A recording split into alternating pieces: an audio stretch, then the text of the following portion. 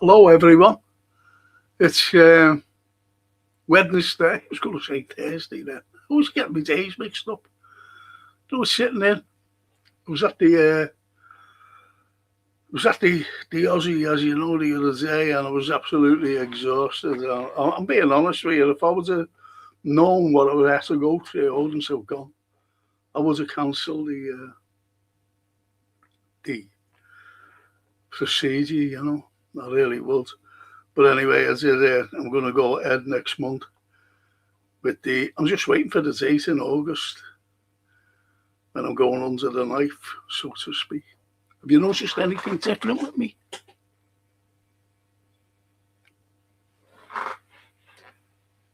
Hey,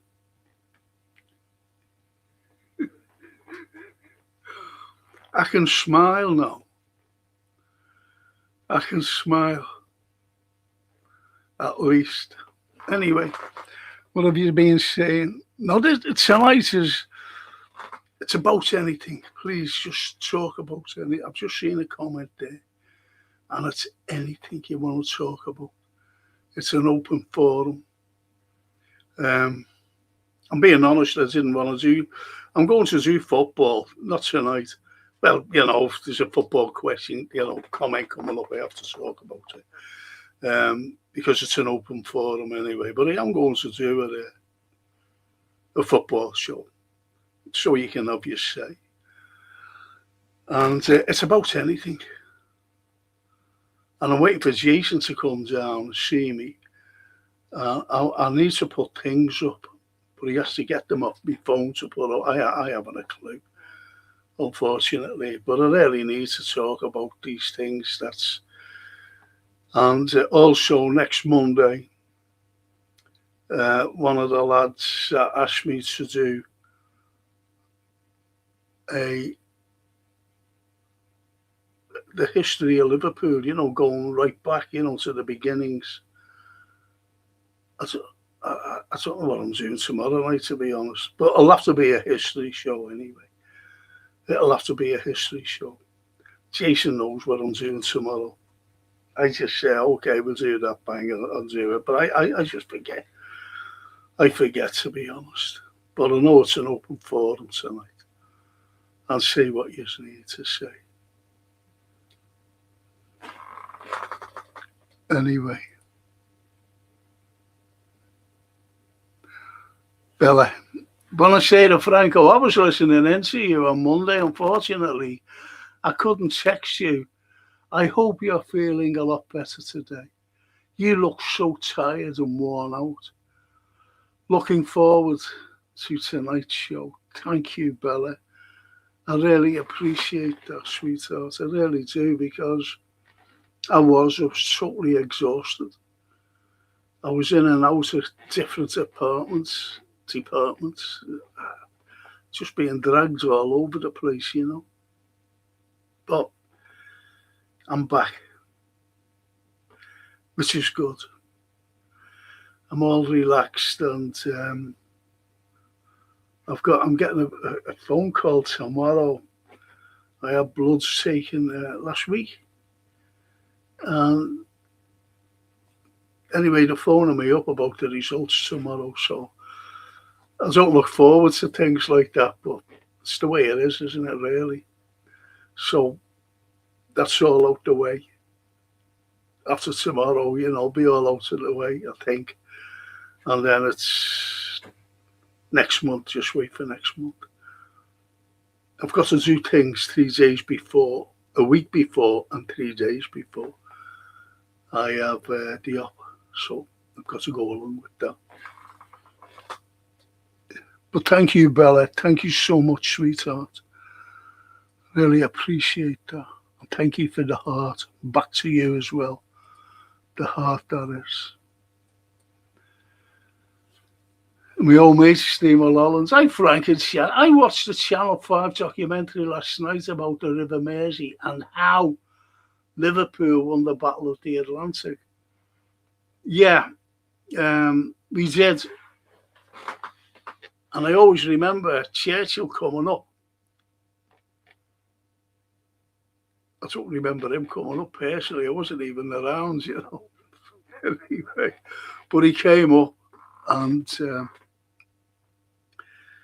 he wanted to put this, when the Americans came into the war on the 7th of December 1941, some admiral, don't know his name, he was stationed up in Liverpool. He said, better get up there.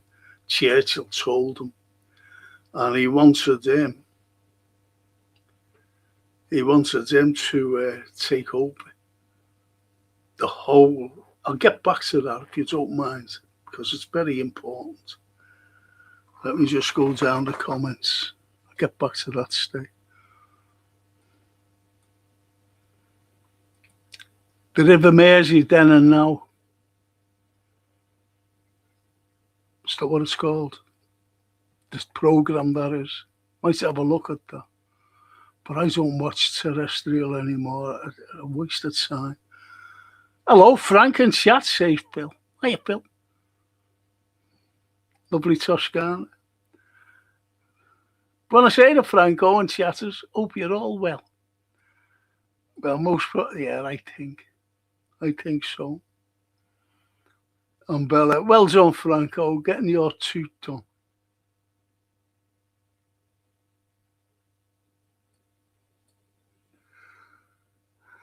Phil says, a free for all? Yes, Phil. Yes, Phil, a free for all. Talk about anything. Hi, Frank, good idea for a show, says Gary Rigby.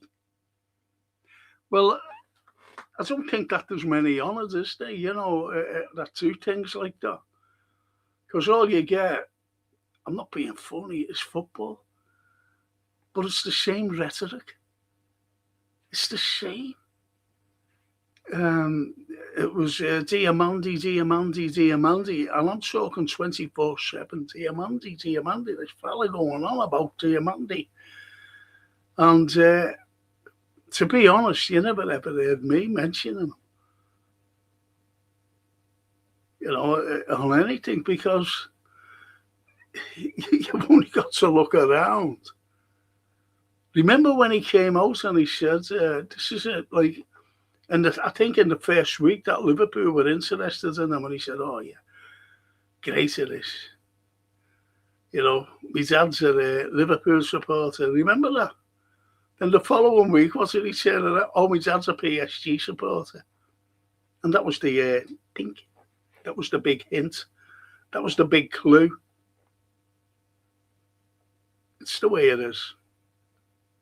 Now the focus is on. Now the focus is on Barcola, and that's all we're getting again. Barcola. But that's for another day, if no one comments. Thank you, Gary. It's an open forum. And Toscana, history of Liverpool sounds perfect. Yeah, I'm definitely going to do it. I don't know whether to do it tomorrow. I'm not quite so sure. I know I've got the current affairs. That's going out, through on the Friday. This coming Friday, I know I've got that.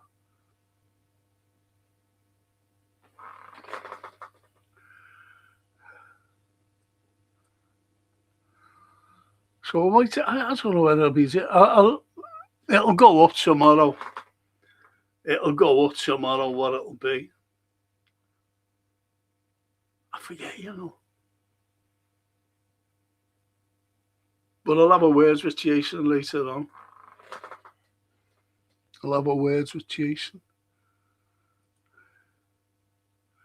Good evening, Frank and Legends. Now I miss the old Kit Kat smile.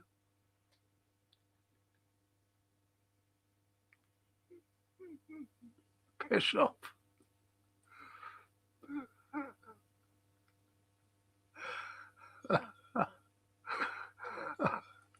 Yo, man.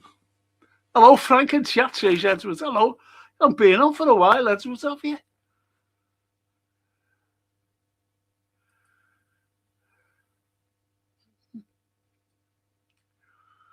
And Gary says, anyone else here go on long walks? I had one today and I got the train back from Hightown, walked from Sefton Park. Feel great now. Gary, I wish I could do that. Honestly, I wish I could do that, fella, because, people who know me personally know I used to walk every day.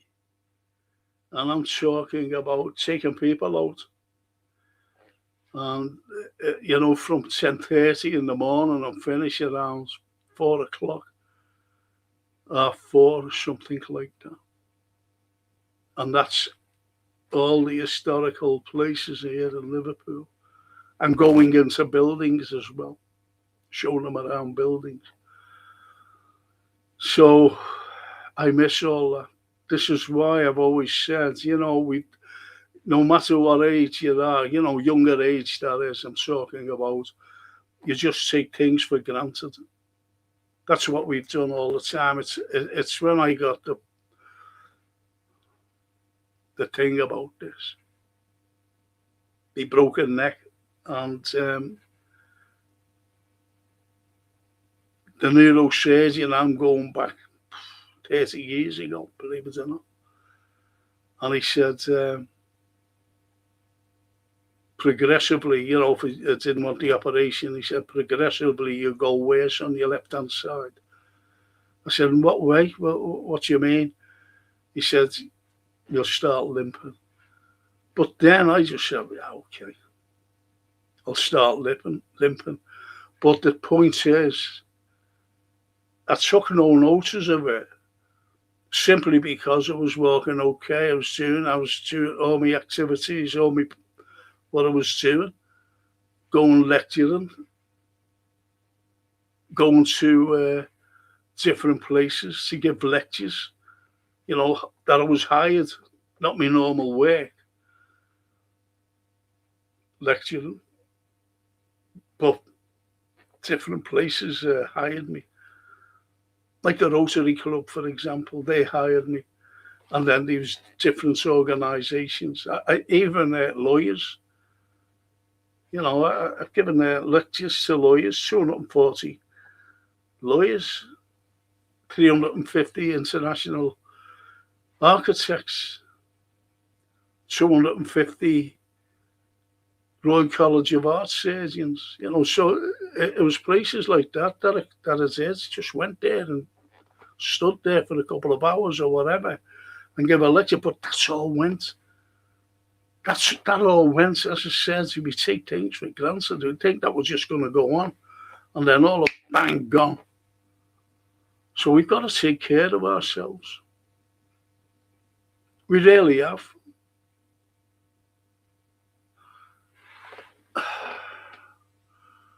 I miss, all right, it's football, but I miss going to match. The last match I went, I had to make an effort, and it killed me. And it was just to bring my granddaughter to the game, because I've got 2 grandsons. I've been in the games with them, but I've never ever been. And I said to Francine, I said, I really need to go and watch this game with Sophia. She said, all right, Dad. And I went and seen it, but that was it. But I can't go anymore. I just can't go. I've had to cancel talks that I was going to be given because I can't stand for more than 10 minutes. I know it sounds terrible,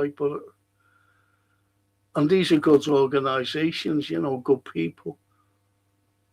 Anyway, so don't take things for granted, people, please.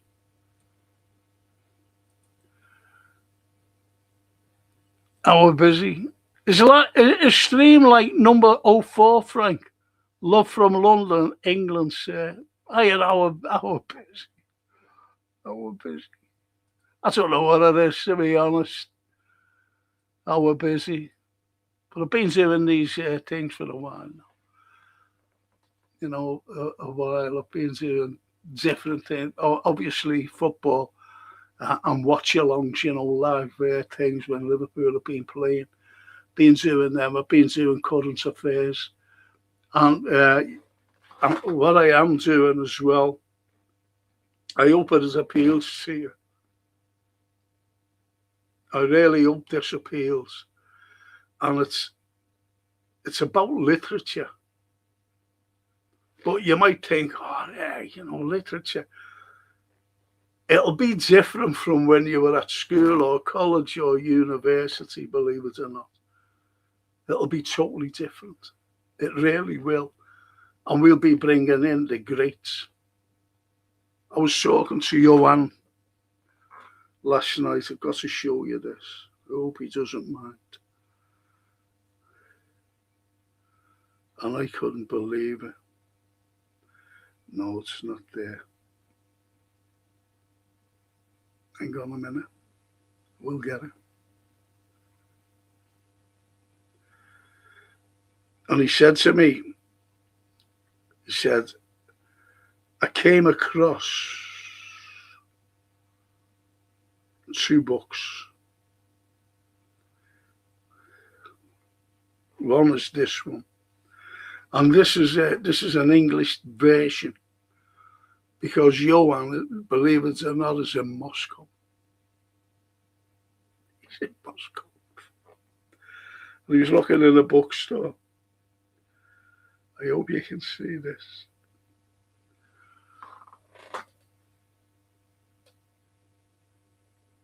English version of Jane Eyre. Jane Eyre. And remember when I was talking about,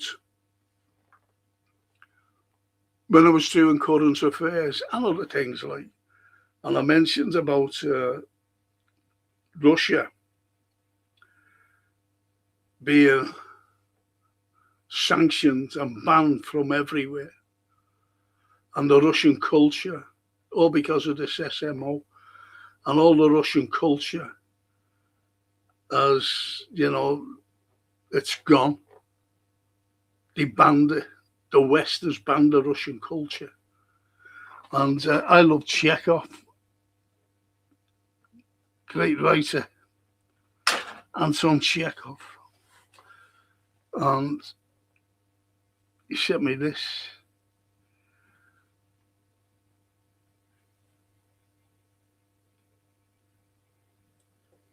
I can't see it. But it's Chekhov's book. Chekhov's book. And when you think about it, when you think about this great man and his works being banned. See, I don't like showing things off my phone. This is why I want Jason to come down, because I have pictures, not of the likes of like Chekhov or Charlotte Bronte, but I have pictures of what's going on in the world today, because it's not half upsetting, It's not what you get on the Western press, the mainstream news. You don't get it. It's horrible. It really is. But this involves children. I want a clear picture. And I hope to show them next week.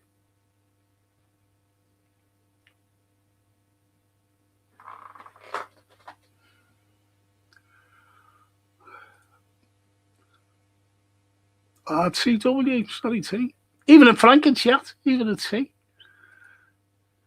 Billy. Buonasera, Toscana.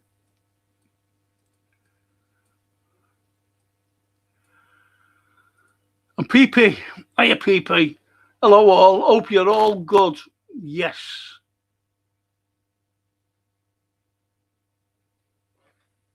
Yes, they're all good. Thank you, PP. Hope you're good. Thanks for joining us.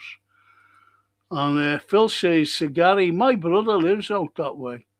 I walk each morning, weather permitting, but only 2.5. At least, at least you're getting out, Phil. I can't walk. I can't walk.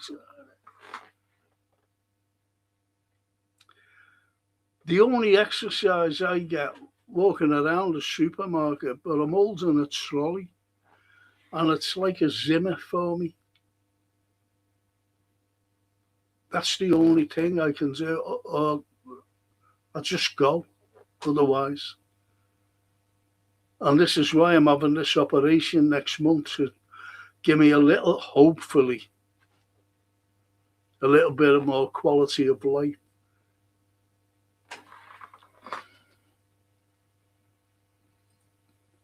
And our busy say, Frank, any chance you can give us your top 10 Liverpool games that you've seen in your lifetime and why pick those games? I'll give you them. I'll give you them right now because they are the games that I could never, ever, ever forget. One was the FA Cup final in 1965 when I went down with my uncles to Wembley. They brought me down, and I seen Liverpool pick up the FA Cup for the first time. 1965, and then I went to Wembley, and we were beaten by Manchester United. This is in '77, but just prior to that, I went to Anfield to watch Liverpool play Saint Etienne. They were the top. They were favourites to win the European Cup that year. They had some fantastic players like Rocheteau, who was the darling of French football, and Bethany, who was French international. He's an unbelievable player. The likes of these players, and went to Anfield, and we beat them. We got beat over there We got beat over there 1-0, and came over here. Kevin Keegan scored, and then Bethany equalised. Bethany. And then Ray Kennedy scored, but they were still going through because of away goals and things like that at the time.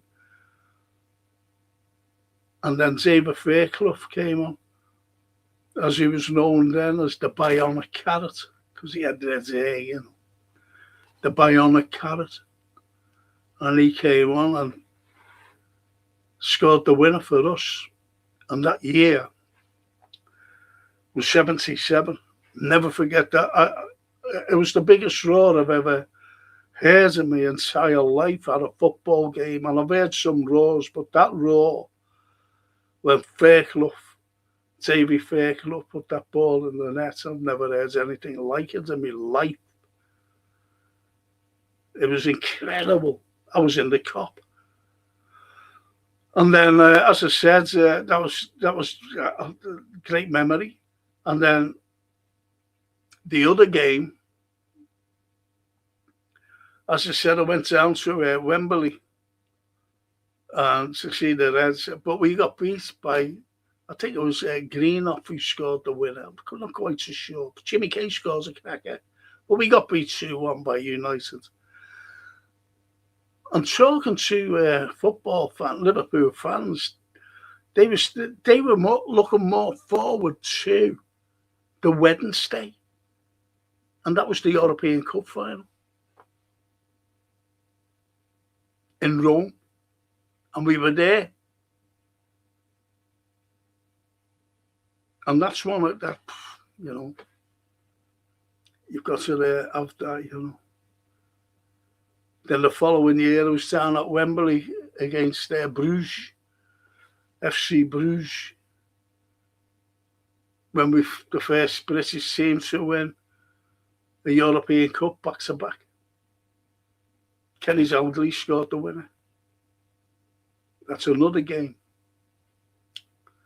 But moving forwards, you know, through the years and games, no one could ever beat Istanbul as I taught them. That was absolutely amazing. So that game, Istanbul 3-0 down to AC Milan, the players they had were unbelievable. Unbelievable. And yet, we came from 3-0 down at half time to equalise 3-3, then penalties. And we won it. So that's another game. The other game is the Barcelona game. 3-0 down again. And then 4-0. 4-3 on aggregate. An incredible, emotional game, but so was Istanbul. So you've got to compare the both of them. And they just go into the top 10. What was the top 10? The top of the top 10?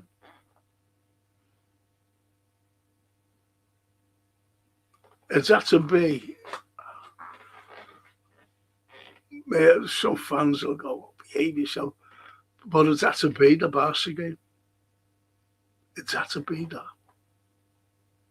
It was incredible.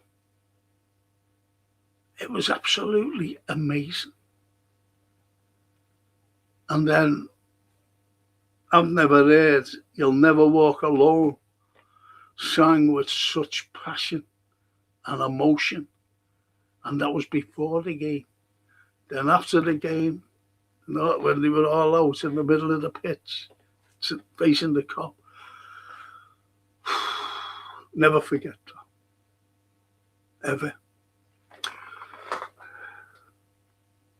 I know that's not 10, like, but I'll have that a lot to do for you. And Gary said, I don't mind. I don't like the sound. Oh, no, being PM. Just don't like it. Neither do I. Neither do I. I said that anyway, didn't I? You know, this Andy Burt, he's been picked. There's no one standing against him. That proves that he's been picked. By who? The deep state. Not the deep state here, the deep state in America.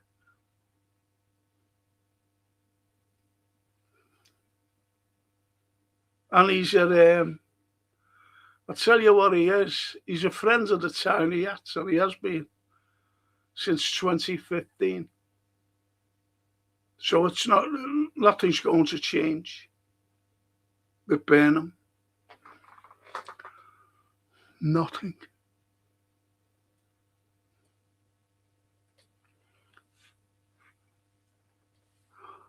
Steve Mulholland, the American and human rights lawyer, Dan Kovalik, was held up for 2 hours at John Lennon International Airport on Saturday, and they took all his devices and phone. Oh, go away.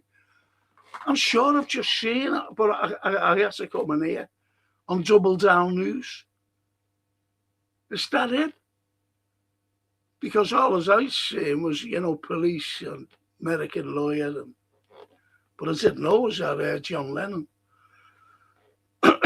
Excuse me. It shows you, doesn't it, what you can't. We'll talk about that. Thank you, Steve, for telling me that. I didn't know it was John Lennon. Mr. B. Good evening, Frank and chat. I hope you're well, mate. Thank you. Yeah, Mr. B. I feel a lot better. I just hope that everything clicks in for us. Gary says, Phil, the long walks give me energy. That's great, though. Wish I had some energy. Buonasera, Bella says, Toscana. Yes. And Steve says, Jacques is officially a red and signed. But he's unknown, isn't he? Isn't he? He's unknown, Steve.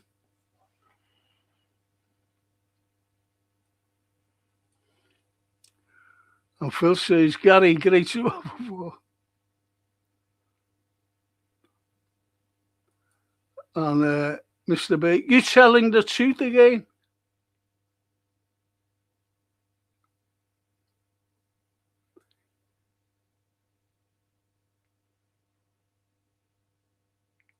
Do you like to smile? Hello. The she says, 7 likes. Come on, people. I've got no likes on here. But I see. None whatsoever. Thanks, T. And the Woodmaster. Hello, Frank. And everyone else. Good to see you all. That's nice, though. That's why I said to Jason, I said, I'll have a show on Wednesday. I said, I missed that lot. He said, do you know? I said, yeah. So he said, okay. What shall we do? And I just said, how about doing a free-for-all? Just let them say what they want to say. If they've got any gripe, not with me, gripe, like, but, you know, with the world, just like what Steve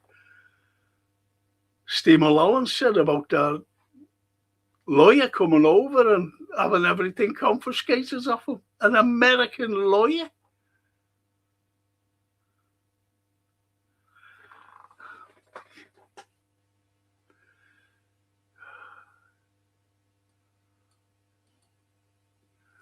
And Phil says, years ago when I was a kid, we all had old bangers. My mate's car was always breaking down, always pushing it.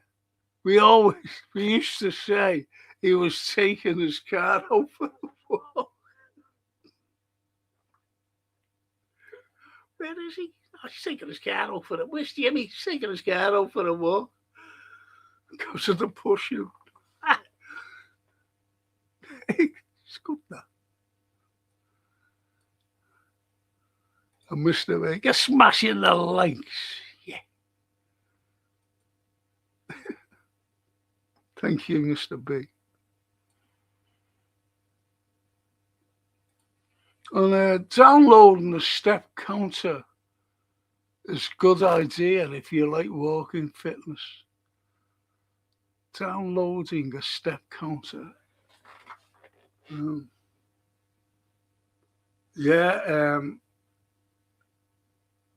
I never had any of them, but I knew, you know, when I was walking around, I knew that I covered miles. And I'm talking every day, you know. I wasn't a workaholic. This is when I retired as well. Every day I was out because people asked me, you know, they hired me. Firms hired me and things like that. So I used to go out and take the boat. Used to go all over the place. And groups of people, you know, retirees, clubs, little clubs, you know. I felt, Mr. B, I'm losing weight and trying to turn back time. That's it. That's it. That's it. I've got to lose weight, funnily enough, for this up. And the woman, I've got back issues, Frank.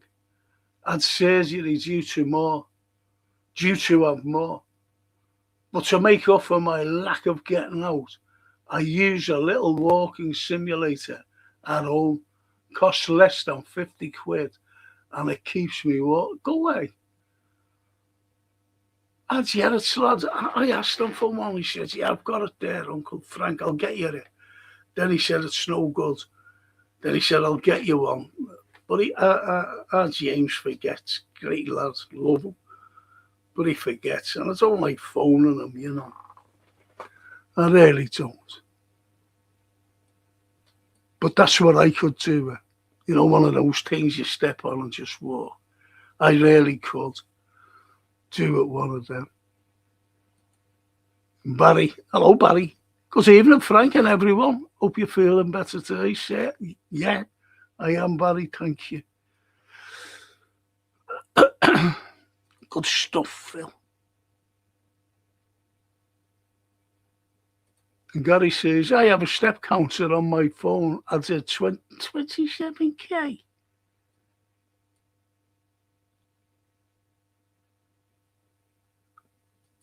That's a decent amount of steps, says Mr. B.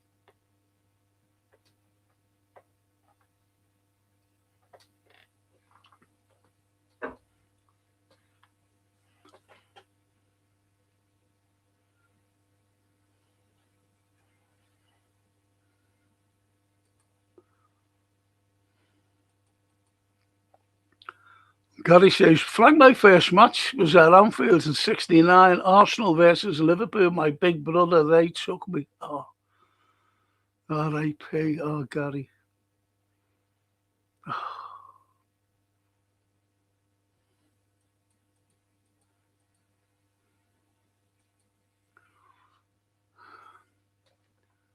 Mr. B. Gary, those kind of steps will have you built like a fag paper in no time.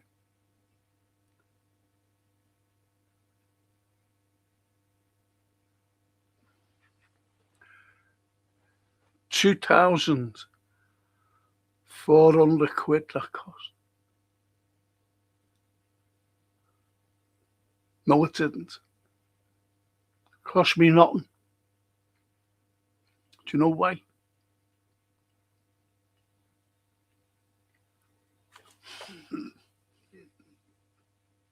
It's chewy. Chewy stuck in my mouth. That's all it was. I can't get it done, actually. I said, when I went up doing this pre-op thing, I said, don't get that done until after the operation. I said, okay. So I've got to wait till after the op.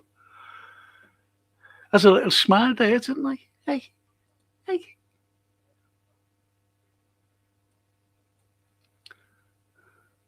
And Phil says, Frank, in brackets, apologies in advance. When you said all the SIGs you had and now you're with us, someone asked me who you were. I said, he used to be a big shot, James Cagney, lying on the church steps. Yes. Remember that? Great film that, wasn't it? You see him just lying. Who was he talking to today? I forget who. Someone messaged me. Was it you as you, Phil, wasn't it? About the Truman Show. I will watch that. Now, if anyone's watched the Truman Show, Phil sent me a link. I think you can get it on YouTube, so I'll look for it on YouTube. And it's about a breakdown of this Truman Show. And it looked very interesting, actually. So I'm going to watch that. But here's the other thing. There's the other thing. There's a film called The Signal with Lawrence Fishburne. And he's a great actor. He's a black American actor. He's really good. I like him. So diverse in his, what he acts like. Yeah. Like from comedy to drama to thriller to everything. But watch The Signal. The Truman Show and the Signal. And Gary says, Mr. B, 1892. Good. That's what I want.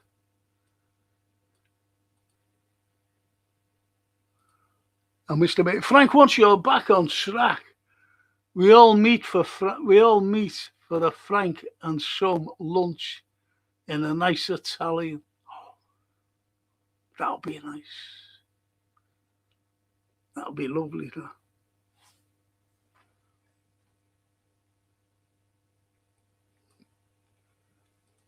A Frank tour. Wow, yeah. Show you. That surprises what Liverpool had to offer. Honestly.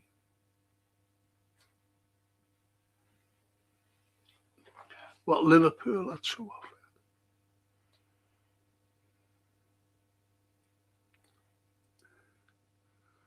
And still offers today. Hashtag 97. Thank you. Thank you for that, Mr. B. Thank you so much.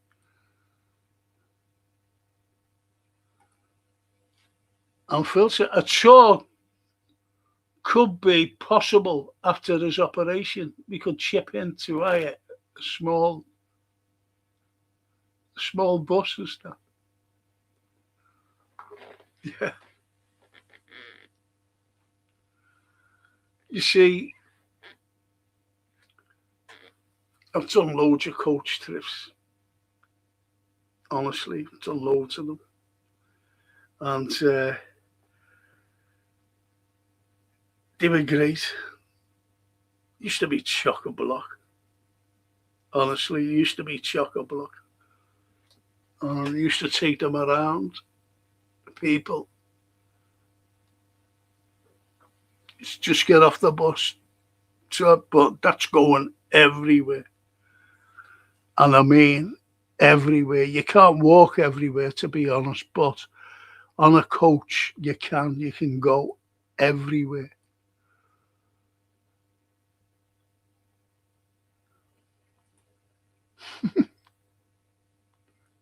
Cedric sneaks in the back of the class unnoticed. I've noticed you.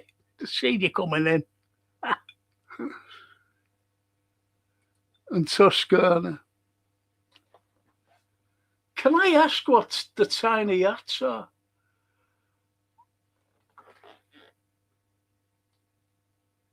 Can anybody answer the lovely Toscana, please? Please. You know the score, people. Why I can't. And the poet, the establishment's attempt to make the Russians persona non grata is so petty, it's beyond belief. The BBC won't even acknowledge Russian tennis players or Russian in their Wimbledon coverage. Yeah. I don't know because everyone's been banned, including the Bolshoi Ballet. They got banned, didn't they, from the World Cup? They got banned from everything. The athletics, come on. What's the Bolshoi Ballet? What's a ballet dancer?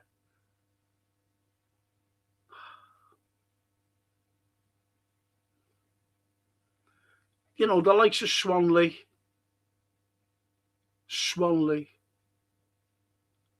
and Tchaikovsky's music to accompany it, not banned. That's Russophobia at its height and worse. Russophobia.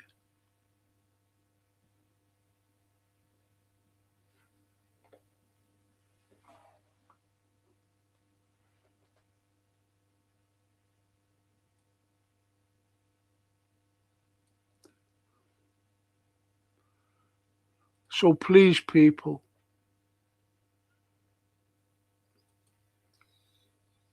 tell Toscana what the tiny hats or Edith's tiny hats are about, who they are. Good shout, that poet. Brilliant shout. And Barry says, when is your next appointment, Frank? Um, I'm just having now phone appointments. I've got one tomorrow. They said, do you want to come and see face to face? I said, no, I won't be able to make it. I can't get up there. But Francine back at work. And she has me card and that, so I can't get any taxis or anything. So I just said, can you have a phone? She said, yeah, no problem. So I'm getting a phone call about the results from my bloods last week.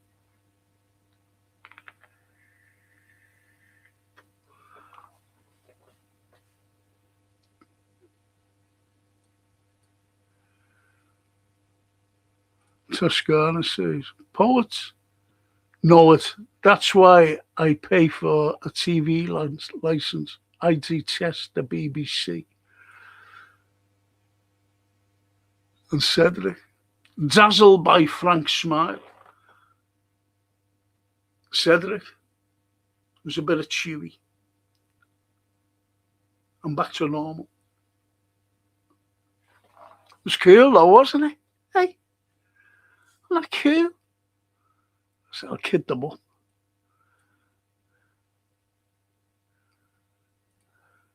Mr. V. Smiles make smiles, Franco Perez.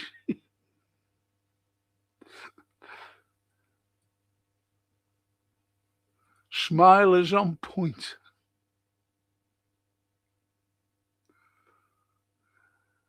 Says Mr. P. You're a great asset to Liverpool, but first of all, family, Frank. Yeah, it's everyone's family, isn't it? Everyone's. We can't just like wait till you show. Wait till I show you next week. I hope so. Anyway, I hope Jason gets down to see me so he can take these things off and put it on there. Show.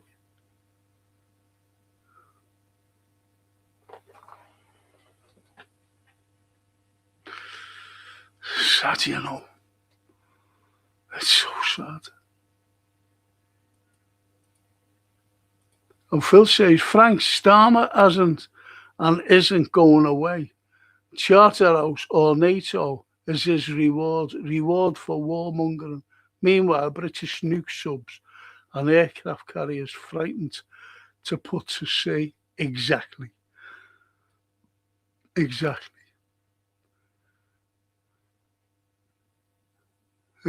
Phil. Thing is, we're islands, as you know. Do you think that the Russians are just over there and by the Baltic and the Dead Sea? No, they're all around the place. Remember when they threatened America? Not threatened them. They brought like loads of stuff over to Cuba. And a big submarine, big nuclear-powered submarine just rose like that. Huge thing in Cuba. And it had to get fixed. I don't know what I was doing. Cleaning the decks or something, you know what I mean? Polishing the instruments. I don't know what they were doing. And just saying, where are you? Don't you think that they're around? The British Isles. Of course they are. BBC, says the poet, have always been the same. They banned the Labour Party from the airways during the 26th general election, and 1926, that is, and altered footage to make the miners look like troublemakers during the 84. Yeah. Orgreave. Never forget that. Orgreave poet. That was shocking. It really is shocking because you had MI6 and MI5 and Special Branch, you know, dressed up as policemen. Dressed up as policemen. Charging the miners. That was the year Thatcher said, right, I want to get three things. A council, a union that like to destroy, she said, and a city. Lambeth Council was chosen. You know, Lambert tonight, get them out, get the poor out. And then the union, because of Ted Heath, the power workers, get them, destroy them. And the city chosen was Liverpool. We managed to decline the city. You think about that for 1 minute. To manage decline a British city. To see how it goes. And Theresa Gorman in 1992 proposed that a wall would be built around Liverpool so future generations could see how we lived. That's how nasty they were.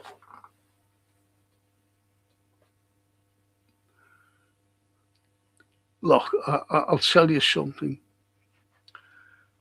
I will not stand, look, from a boy, from a little mad little kid, my granddad, he supported the Azzurri, Italy. He used to tell me all about it. I'm excited. That was before I went to any game. First game, I don't know whether. Oh, shit. Let's see. It's that silly thing. And I was 6 or 7 and went to see Middlesbrough. Brian Clough was playing. My uncle had to take me. Take him. So anyway, we went to the game. Calcio. And we got beat, Liverpool. But I felt sorry for them. That's how I became a Red. I felt sorry for them. Because they were all dejected and the people around, they were all dejected. And Brian Clough scored 2 against us. He played for them centre forward. But anyway, I've always supported. My point is, when I say that I don't support England, I don't.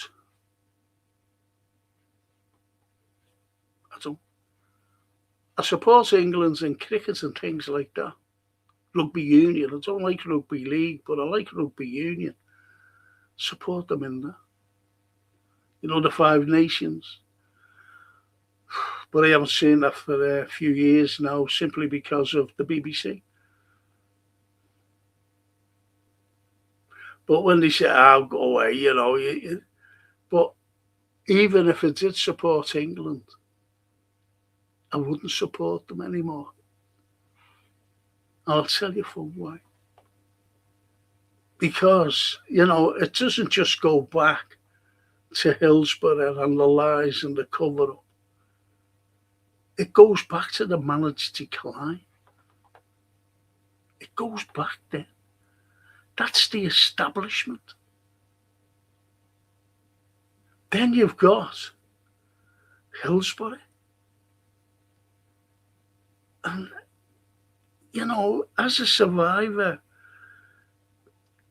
you had to feel what was going on. You had to experience it. And then 97, there was lies said about the 97 souls. being drunk. Even the police wanted to take blood from a 10-year-old to make sure that he had no alcohol in his. And this is what it's about. Now, when I used to go to a match and standing there, and the Liverpool fans, in your Liverpool slums, being sang to her, in your Liverpool slums, bin zippers, sign on, as though like we don't work. I've experienced this when I've been abroad. I remember talking to two Middlesbrough lads, just sitting down, just having a beer. And you just start chatting, don't you, when you're on holiday? And they said to me, what do you do? And I said, well, what do you do? He said, oh, we're butchers, I said, oh, that's a good thing. I like butchers. Rather than going into a supermarket and buying a packet of stuff. He said, we have to do that now, though. I said, oh, that's a shame. He said, what do you do? And I told him, I'm a lecturer. And he just laughed at me. Just laughed. He said, oh, behave. But that's happened loads of times. I remember being away again. And I was sitting down on my own, because I went on my own. Went to Italy on my own. And I was at this restaurant and I just sat down. It was on the outside, the outside, balmy night, beautiful. And there was a couple who was just a bit further away on another table. That's all that was in there, or out there, outside the restaurant. And the lady said, where are you from? And I said, Liverpool. And her husband went, oh, what's your hair purse? She had a bag on the table. And he grabbed hold of it. And I'd just finished then. I just finished my meal and that. And, my beer, bottle of beer. So I walked over. And I said, do you think for 1 minute I'd come over here and snatch her bag and run off? Let me know. Do you think I'd do that? And he said no.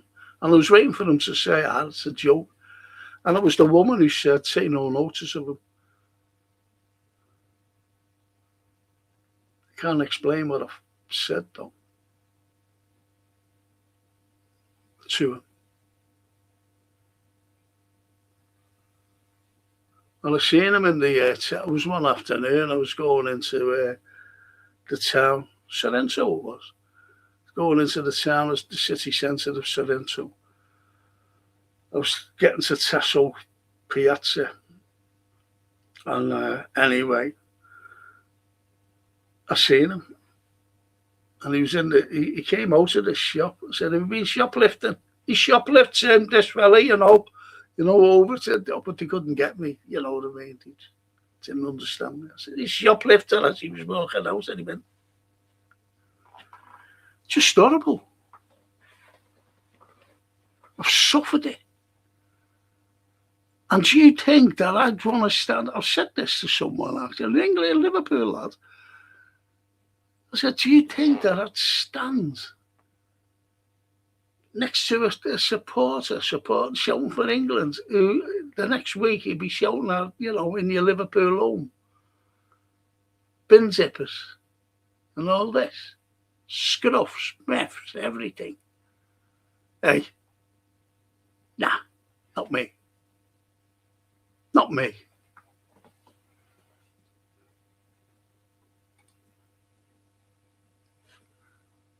Sorry to go on, but don't buy or download a smartwatch/app.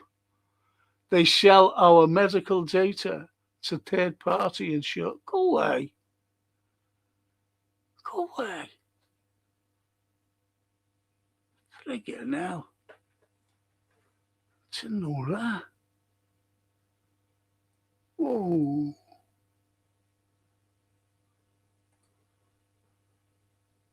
Phil just saying that comment, mate. Spot on. Bus, says Mr. B. About getting a bus around. I'll do it for you. That's no problem. It'll have to be next year, though. I can't imagine he's coming to Liverpool, though. The ones outside. And Phil says, Johan seeing a great review of the Truman story. We are being monitored full time. Yes. That was speaking to me before when I was talking to you. That silly thing. I can't use it myself. I don't know what it's about. I'm being monitored now. And no one's mentioned about the tiny hats to the lovely Toscana.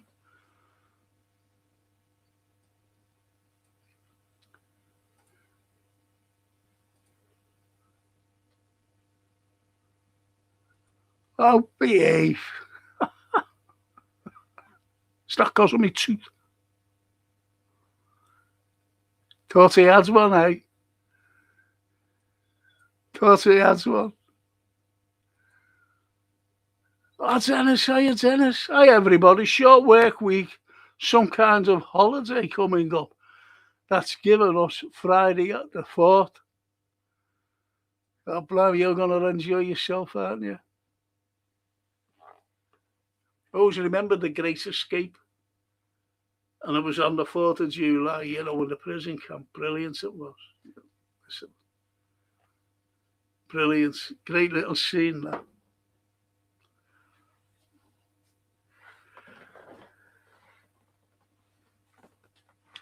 The colony. Taken back.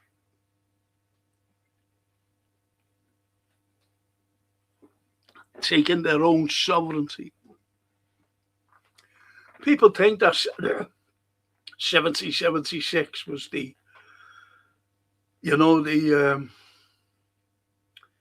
signing of the Declaration. It wasn't. It was 2 years before, 1774.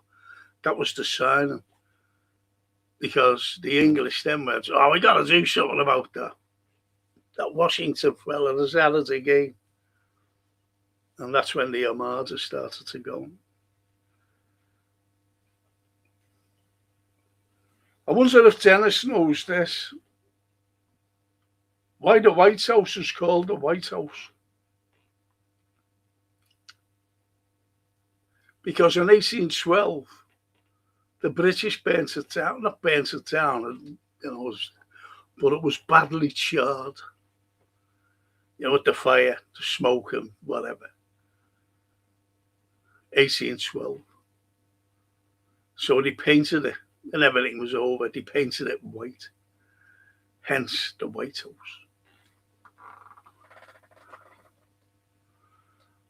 Johan says Jim Carrey was brilliant. The Truman Show. Great actor, Jim. And he's calling out Hollywood, isn't he, now? And Mr. B, is Lock Stock still kicking about?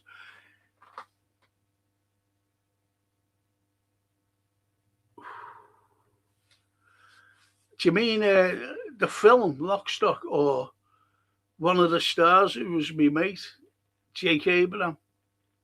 No, Jake died, unfortunately. That's what you mean. Shame. Died a couple of years ago. And his brother got hold of me. He said, get up here now. He said he's only got a couple of hours to live. And I couldn't. He only messaged me. He never rang me. He messaged me. Listen to this. Huh? This is a payment alert from Barclays Bank.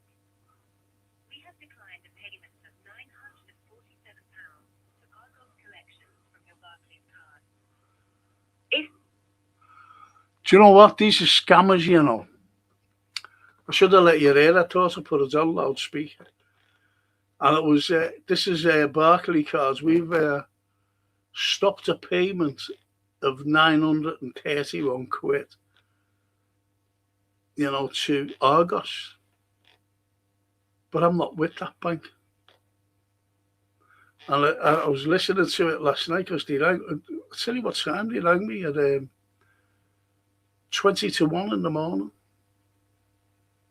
Press 1. I think if you pressed 1, they got you. Fucking whoppers, aren't they? Jeez. Yes, very good, actor. The review is very clever in today's context, says Phil. Yes. That's why I've said to you, watch The Signal with Lawrence Fishburne. Please watch it. Watch it. The Signal. That's all. Watch it right till the end.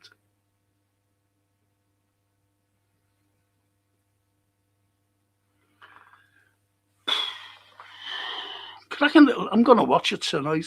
I'm going to watch it again tonight. Oh, that's nice. I tell you what I was having. I was having the TV review tomorrow night. Film and TV review. Forgot about that. And Dennis says, the Truman Show was filmed in Seaside, Florida, up in the northwest area called the Panhandles. I've heard of that, Panhandles. A pre-planned community that tries to recapture the old Florida. It was completed in 1985. Whoa. I've heard of that, though, because I stream a lot about America. Panhandle, yeah. Dennis, spot on. Well, he knows about it, Phil, because he lived over there, worked and lived.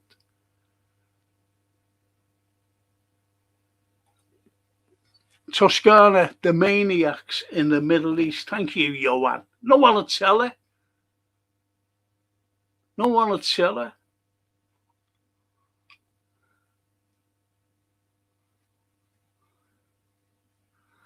I'll tell you who they are later on. Not on here. Toscana. Promise.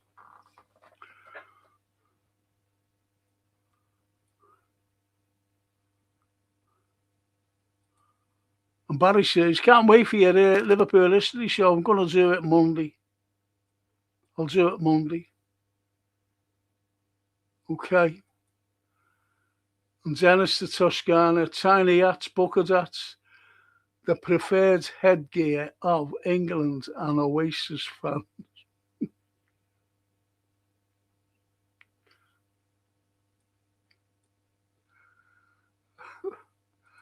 Oh, little Lauren and Max. Hi. Hey, Lauren. Hope you're well. I hope you enjoyed your concert at Wembley the other night.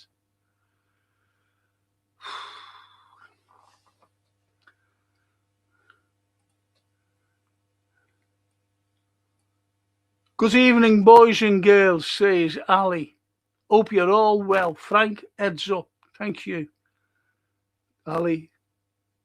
Thank you, Ali. And Janice, Mum's on the third of the 20 radiation treatment for the stroke post lumpectomy surgery. Oh, so far so good. Oh. We all feel for our mums, mate. Every one of us. I've got none now, but every time I talk to Jason, I ask about, is your mum okay? Yeah.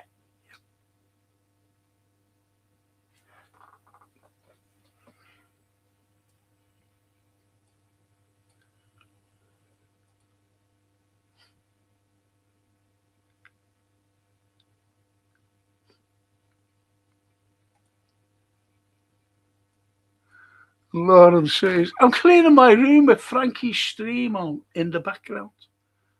Thank you, Lauren. Thank you, Lauren, for tuning in and listening to these people calling me for everything.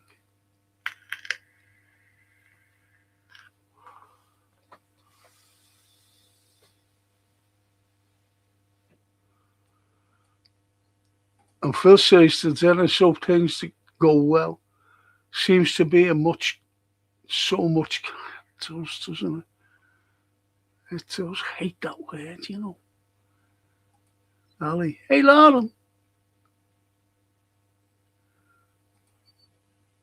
And Johan. Frank Carlyle, Liverpool. Look at all the teeth, hey. Look.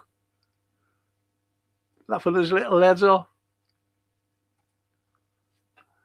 Steve. Frank, I used to use a piece of Mars bar wrapper and put it. What's going on now?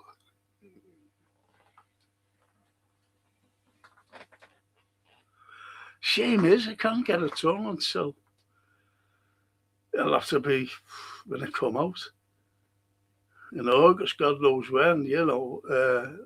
Could be, might be September. I don't know. The September, the October even.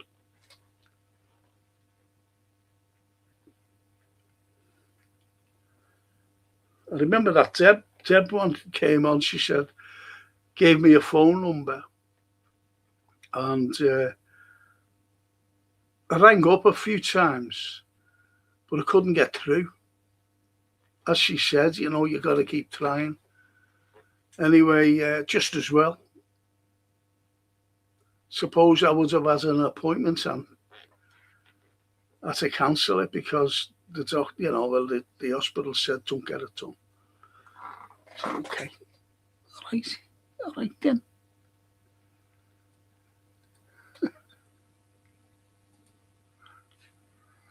And poor Dennis, thoughts are with you and your mum, mate. All the better. Oh, that's lovely.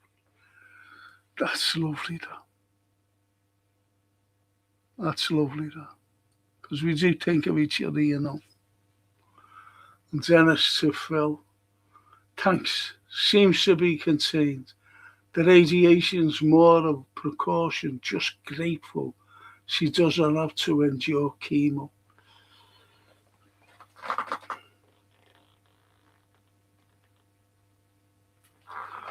I'm glad of that, chemo. Just take it out of you. And Phil, Frank, Russia doesn't want to destroy Europe, but Muppets in power are rabid dogs and want war. The EU.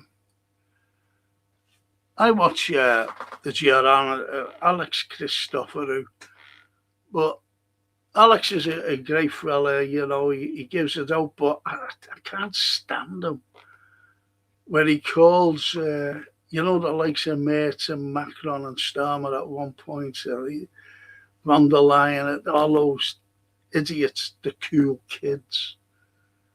And that really annoys me because they're not cool. These want a war. These could cause a nuclear war. And he's calling them cool kids. And that Kaya Kallas, she's a head diplomat of the EU. She's just, honestly, she is a thick person. Hasn't a clue. She hasn't a clue. And she's a Russophobe. An absolute idiot she is. And he calls her stunning and brave. Stunning and brave, Kaya Kallas. I don't like that, because she's not stunning and brave. She's a fucking warmonger, for God's sake, Alexander. Alex. She's a warmonger. And stop calling those assholes cool kids. They're not cool. They're warmongers. they'd have you nicked and thrown in jail, and you're calling him, oh, you're a cool kid. I know he's satirical, he's poking fun at them, but they're not cool. I just wish he'd got it out. It's so annoying. And Bella, to Dennis. Dennis, glad your mum's okay and doing well. I pray she gets stronger and stronger each day. Not lovely. Not lovely. To our Dennis. Grazie, Bella, says Dennis. It's Polo. I, Frank, the Tories have managed to decline England. Yeah. The cities and towns that are in a shocking state, managed decline came to them. Yeah. The North has always been, I always remember, I've said this before when, the Grand National.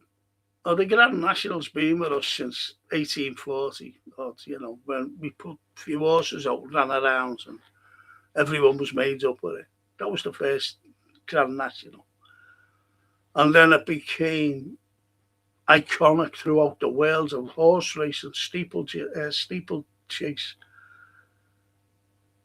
And the world looks on Aintree. And the Queen Mother said, can we get it moved? Because those people speak with a funny accent and I just don't like going there.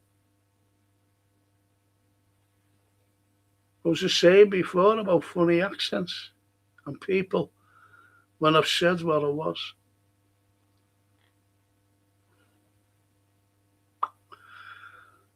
So it's a sad reflection on this country and how the North was treated. You've only got to look down south, beautiful. I don't know about now though, because I seen something on American TV. I watch a few things, few podcasters. There's a fella called Dan. What's his thing called? You got to watch him. This fella, God blimey, he says it as it is. Oh, what's it called? Something country anyway, big country. I forget what it's called. And he just says it as it is. And then there's another thing called Fleckers, two lads just sitting there, and they say it as it is. And there's things I've seen which you haven't seen, and what's happening in this country.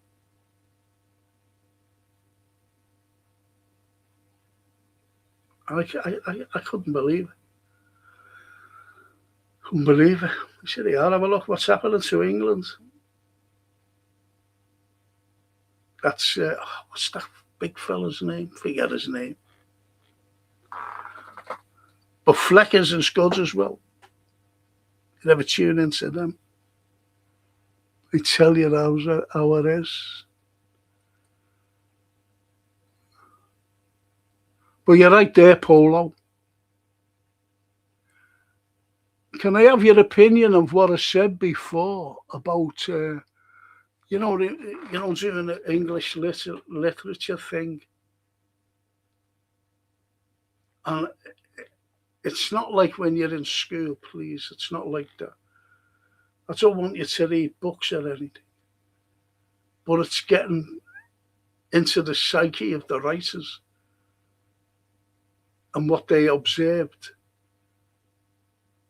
Getting into the psyche, for example, of Shakespeare and what he observed and what he wrote about.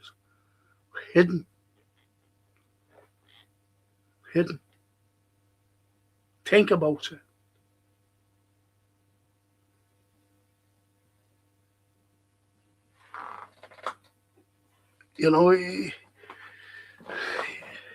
You think that when you read, say like you read Shakespeare, for example, and you go to see a play, and you go, oh, that was great, that. Or you didn't like it. But, say you liked it, and you go, it was good acting, that, wasn't it? Great Shakespeare's act, and all this. Oh, that's brilliant. But you're having a clue. The underlying, I'm sorry to say that, I don't like saying that, but, the underlying theme of it, it's like anything. I mentioned Jane Eyre before, and there was a version of it, and this is in the Soviet times. Soviet times. This is the Cold War, and they got a book of Jane Eyre, for the Soviet people to buy, or in a library, and read it. Because what Charlotte Bronte say? Charlotte Bronte was her particular stance. She wanted to educate children because the only time they ever got educated was with the 3 R's, or a religious sort of education that just taught you how to add up and to read a little, and no history, no geography, no nothing.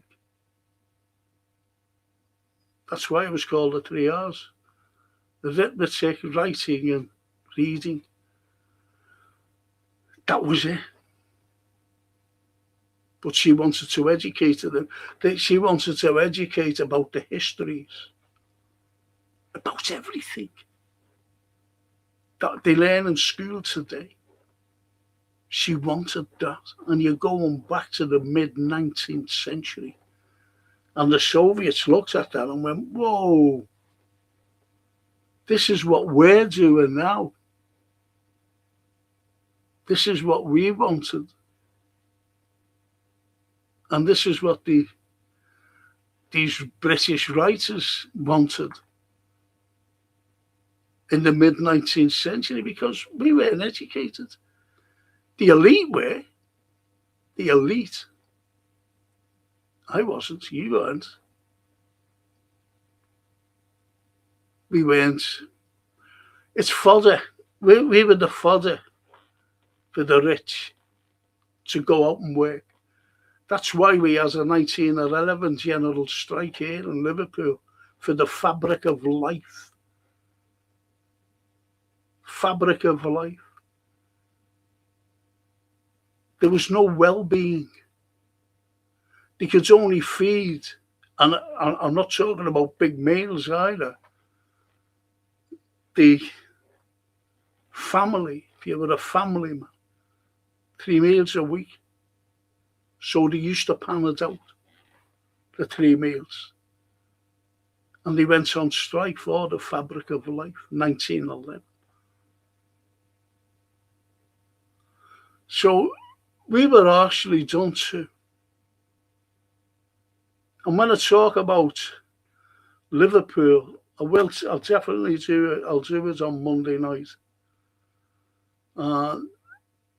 Just think about it. Just think about, I'm talking about you as well. I'm talking about you and families, wherever you live in the country, around the UK, no matter where you live.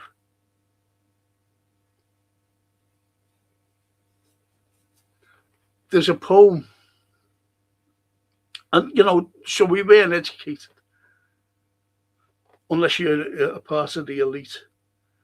Now there's a poem by Elizabeth Barrett Browning, and it's an incredible poem. I tell everybody to read it. And it's called Aurora Lee. Aurora. And it was about a little girl, aged 11, whose parents had died. Her dad was English, and he married an Italian lady, but he went to live over there and they had a baby. She had no brothers or sisters, and he had one sister here. And both of them died, unfortunately, when she was 11 years of age. So the authorities sent her over to the auntie. They sent her over to the auntie, and she took her in, her brother's daughter. And she says, "You've got to go to school." She said, "Okay." Now she's 11 years of age, and she goes into the school sitting down. She's introduced. Now, don't forget, this little child is Italian, yet she could speak English because of her dad. Right? So she goes in, sits down, and it ends up that she knows more than the teacher because she asked her about the histories. Didn't know nothing. You see, so it's things like that in this particular poem, Aurora Lee. It's incredible, and this is getting at the psyche of the writers, the scribes. It's unbelievable. I'd love to do it with you, and Johan. I'd love to do it. And I'd even bring Leonardo da Vinci into it,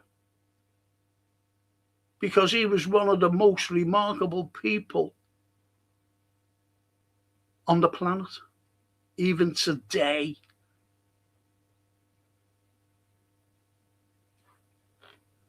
So it's things like that. Dickens, whoa. William Blake, whoa. It's just a matter of getting the underbelly.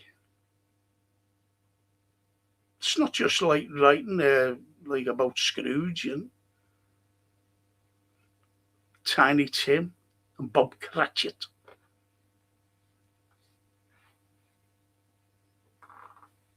It's the underlying belly and the psyche of Dickens. Great poets as well. Can't forget the poets, especially the World War One poets. Wish they would have built Teresa Gorman's wall. Works both ways, boy. And when she came up, she actually said that in 1992, and she was coming up to Liverpool University to give a talk. And there was all the students waiting for her at Lime Street. And she was forced back on the train to go back. She said, "There's no way you can come here, demonstrate." No one knows about that. I do. 1992, Teresa Gorman, Tory MP for Billericay, Essex.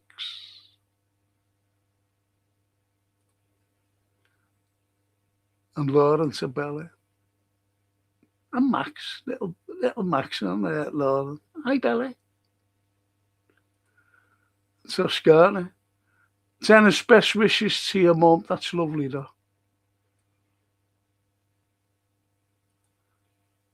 And Lawrence, I respect that, Frankie. I don't like the BBC either. That lovely. Our little Lauren and Max.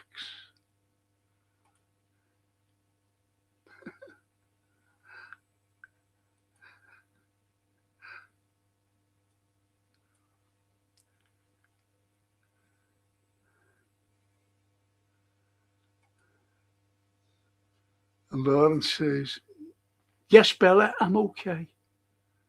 I'm sorting out my room.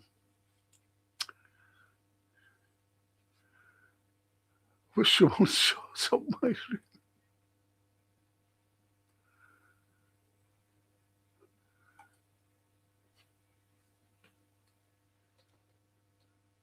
Mrs. B. Lennon. Emily says, hi, Frank. Hi, Emily. Hi, Emily. I thought your husband's coming down this week, isn't he? Or I hope so. Come and see me. And if you're with him, come and see me with him. Emily. Frank, a very interesting economist, Professor Stephen Keen, does a great job explaining how Thatcher, Reagan, and every government since has abandoned the policy of full employment. I remember my students calling Reagan, because he wanted to build a Star Wars.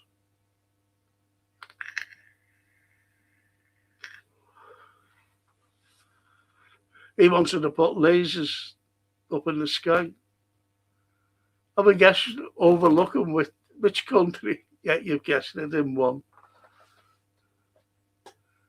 I think the Russians have done it, with all these new satellites they put something up there. And it's not just to look at things.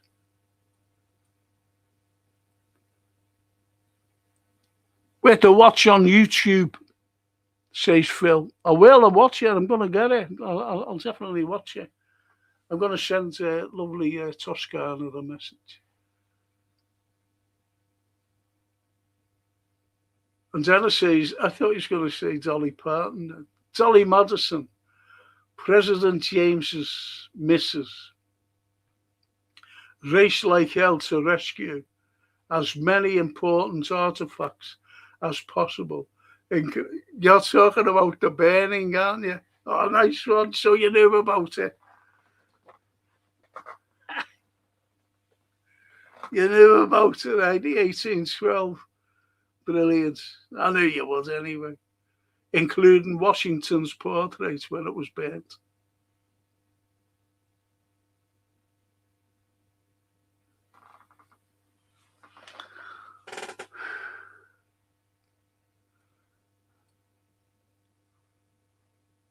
Shows you you knew about Stephen Cochran, even in Frank and fellow Reds. Hope you're all well.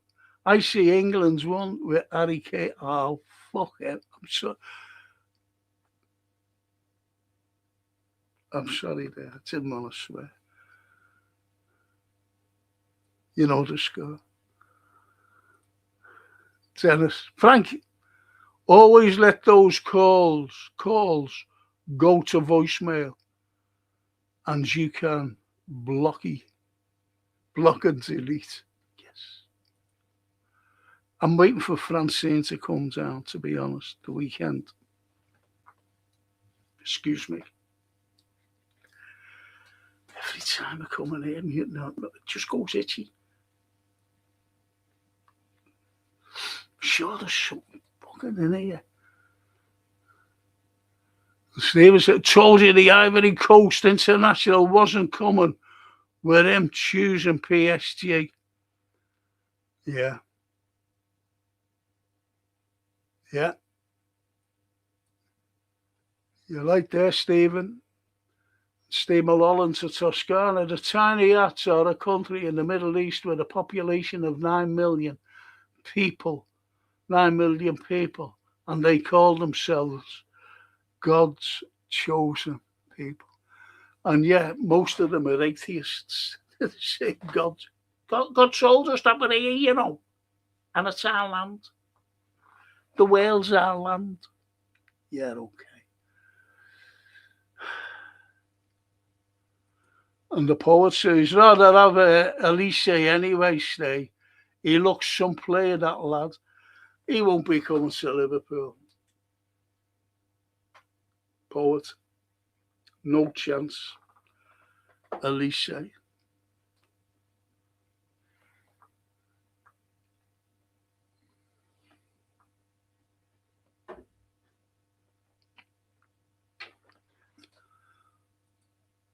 Probably won't even sign Barcola. So probably sign alternatives before the season starts. Yeah, you're right. Stay. Please hit the likes for Frank, please. Thank you. Thank you, Stephen. I haven't got any up here, not one. Because normally I can see, there might be something wrong with it. I don't know. Is it YouTube or something? And you see me scratching. It's not nerves, by the way. Assuming Francine enjoyed this, she did. She loved it the other night. Heard the gig got rave reviews. Yes, she loved it. And so did a couple of mates who went. She said, it was unbelievable. I went to see McCartney there years ago. Paul McCartney at Anfield. That was a great show as well. They put on a good show at Anfield. And Francine and Sophie went to see Pink, is it? And, what's that girl's name? Taylor Swift. Went to see that, to see them.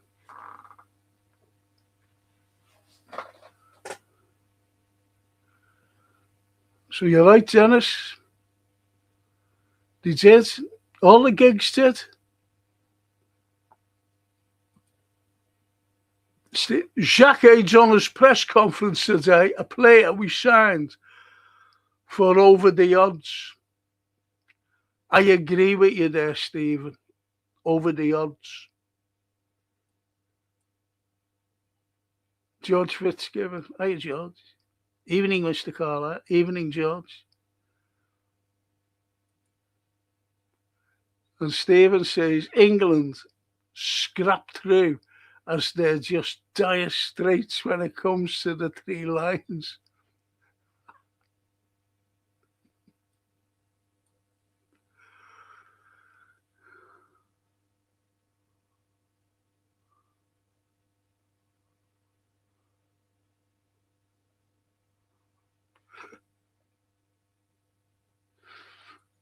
This is true. Because when you go back,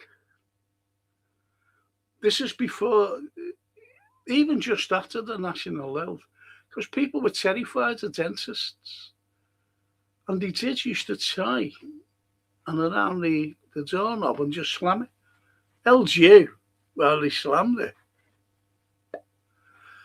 But the best way now, George, to be honest, is get yourself a big chunky Kit Kat, but make sure that it's dead hard. Because that's what happened to me.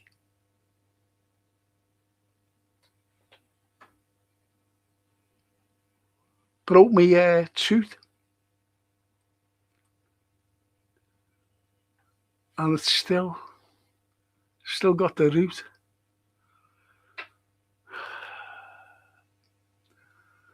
Remember, Frank, when your mum would tie some cotton around your bad suit and tie it to the door handle and slam it shut?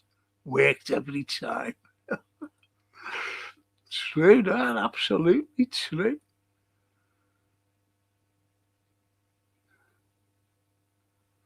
That's lovely, that, Dennis. There's Cedric to Dennis's mum. Thank you, mate. You're a good man. Thank you. Stephen says we have worse to come with Andy Burnham after Keir Starmer resigned. The country is in such a mess. Yes, Stephen. Yes. And the poet, Steve Cochran. I find it difficult to cheer on United players, City players, Arsenal players, Chelsea players, etc., etc. You see, as I mentioned before, I wouldn't want to stand next to, if you're supporting England and you're a Scouser and you go wherever the fucking playing, I'm sorry. Uh, and I'm talking about the own country, talking around the provinces and Wembley and whatever. And you're singing, come on, England, and the three lines, it's coming home and all that garbage, which it won't anyway. And you're standing next to people who are, in a few weeks' time when they're playing at Anfield, and even at their grounds, they're calling you bin tippers. We hate Scousers. That was even sung the other night, wasn't it, at a game? By England supporters. We hate Scousers. What's that all about? See?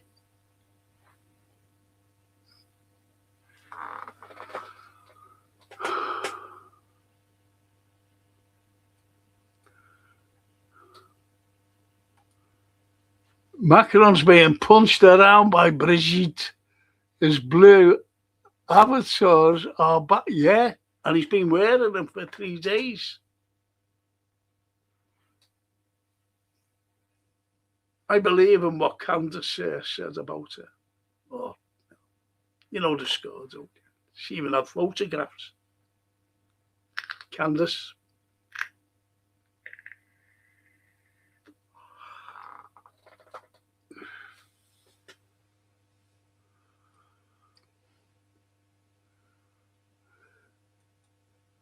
I support Liverpool FC, not England. Yes.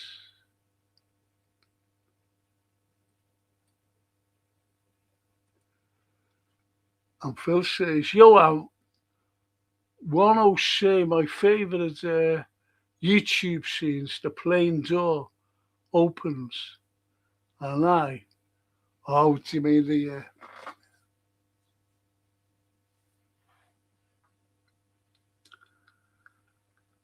Jesus.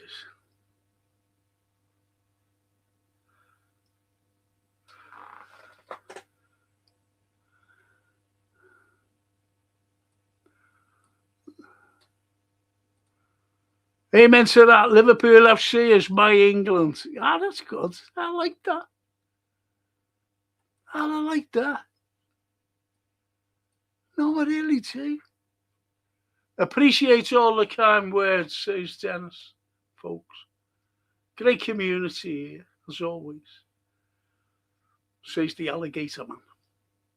You want to see the photographs he sent me? They call it a backyard. You want to see where he sits on his patio, overlooking the lake. Blue skies. And little alligators fucking walking around all around, keeping an eye on the lake and keeping an eye on the patio. Come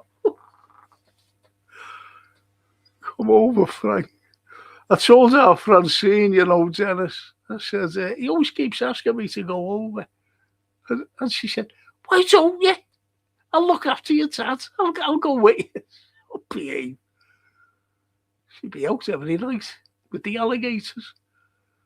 And Stephen says, can't stomach England, as most of the fans are racist and that's when it comes to the international scene. Of course they are. Of course they are.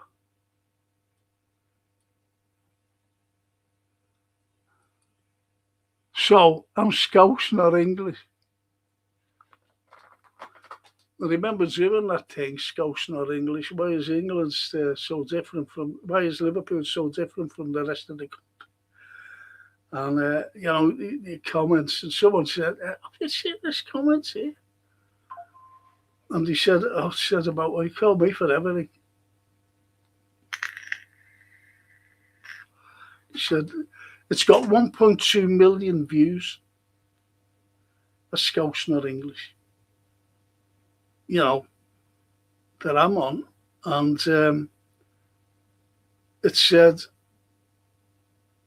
these scousers are all the same. See what I mean? Well, he said it quite a bit more, like, which wasn't nice. England fans are embarrassing, says the poet. Yes, the Scottish fans are brilliant. They've got the bagpipes out and everything.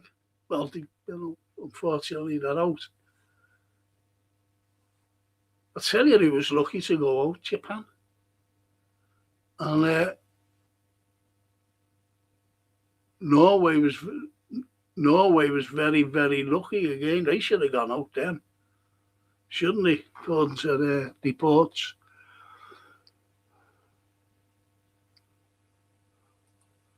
And Phil says, Stephen, Gordon got 2 assists and barely got a mention because he's a Scouser. And Poet says, that literature thing sounds great.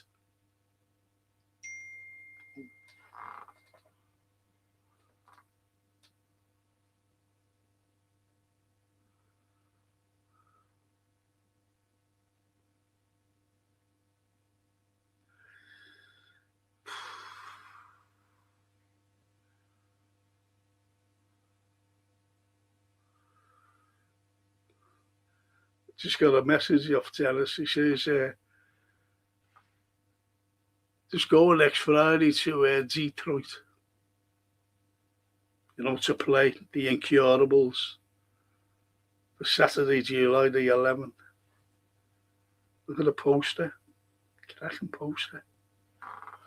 Oh, you can see that. See the Cadillac? The Incurables, that's his band.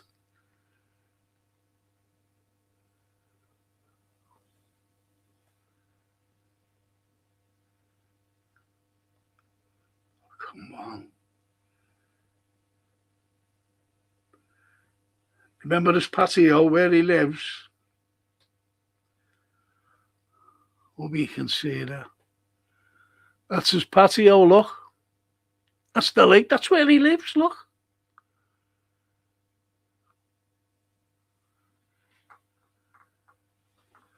I think I'll join a band. Become as rich as him.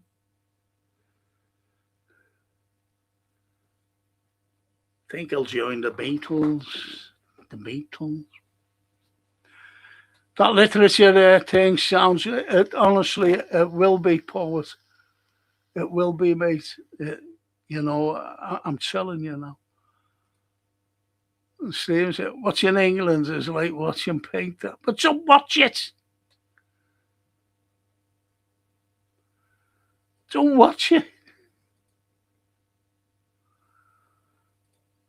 And Johan, yes, as always for the literature show. I'll tell you when we'll do it, Johan, next week. Next week. I won't do it on the day England are playing because I know people look at it, I do know that. So I'll do it the day that England are not playing.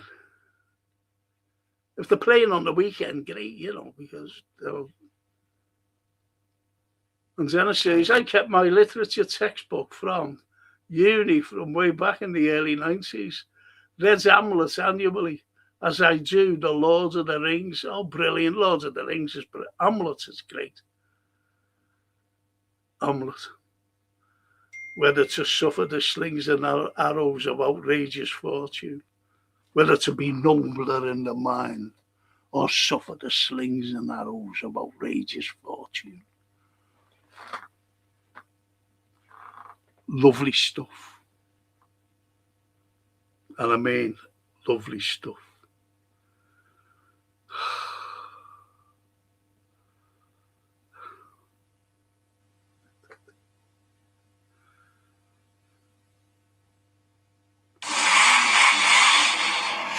ready for the ultimate car lover's paradise. Join us on Michigan Avenue for the US 12 cruise. Over a dozen pit stop events That's are Daytona, isn't it?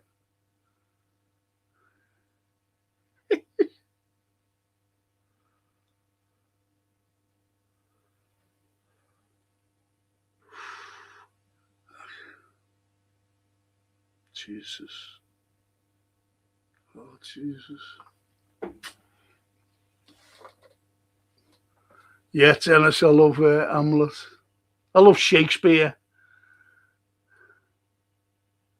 Love it. And Hamlet is having a go really at the English people, the establishment. Always had a go at the English establishment. Like in Macbeth, for example.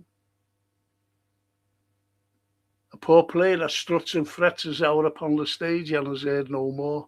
It is a tale told by an idiot, full of sound and fury, signifying nothing.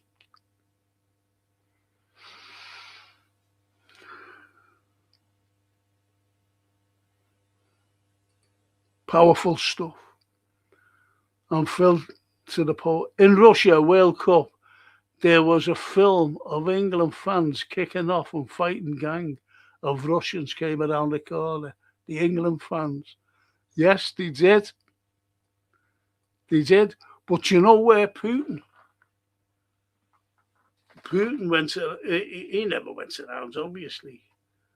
But he got the, the heavies, I'm talking, them lads, and said, this is a message to, like, these leaders of there's gangs everywhere and throughout the world. And he said, if there's any nonsense, any sort to bring the character of Russia down, you'll go to jail for life. You'll go to jail, and they just said, and we'll target you. These are the leaders. You gathered them all. You will go to jail. That's why there was no trouble at the World Cup in Russia.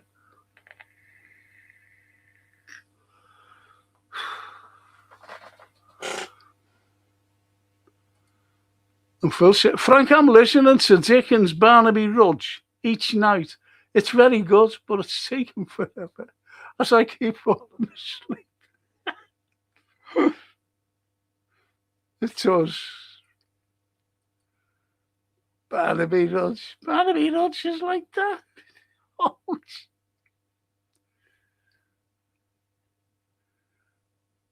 We are soft mugs, Britain, says Stephen. That's why everyone loves coming here. Yep. It's throughout Europe, though. It's not even in America. You're getting illegals. And Trump had when he first got in, he said, "I want to abolish the child, but anyone who has a baby, they're not becoming a national American." A nationalised American, that is. But that was thrown out yesterday, I think, at the Supreme Court. And he blamed the Chinese. He said he's unstable. He sent a message through social to Xi Jinping of China. Congratulations, about the Chinese births and illegal Chinese births that become nationalised Americans in America, obviously. It's a shock. It's out of his mind.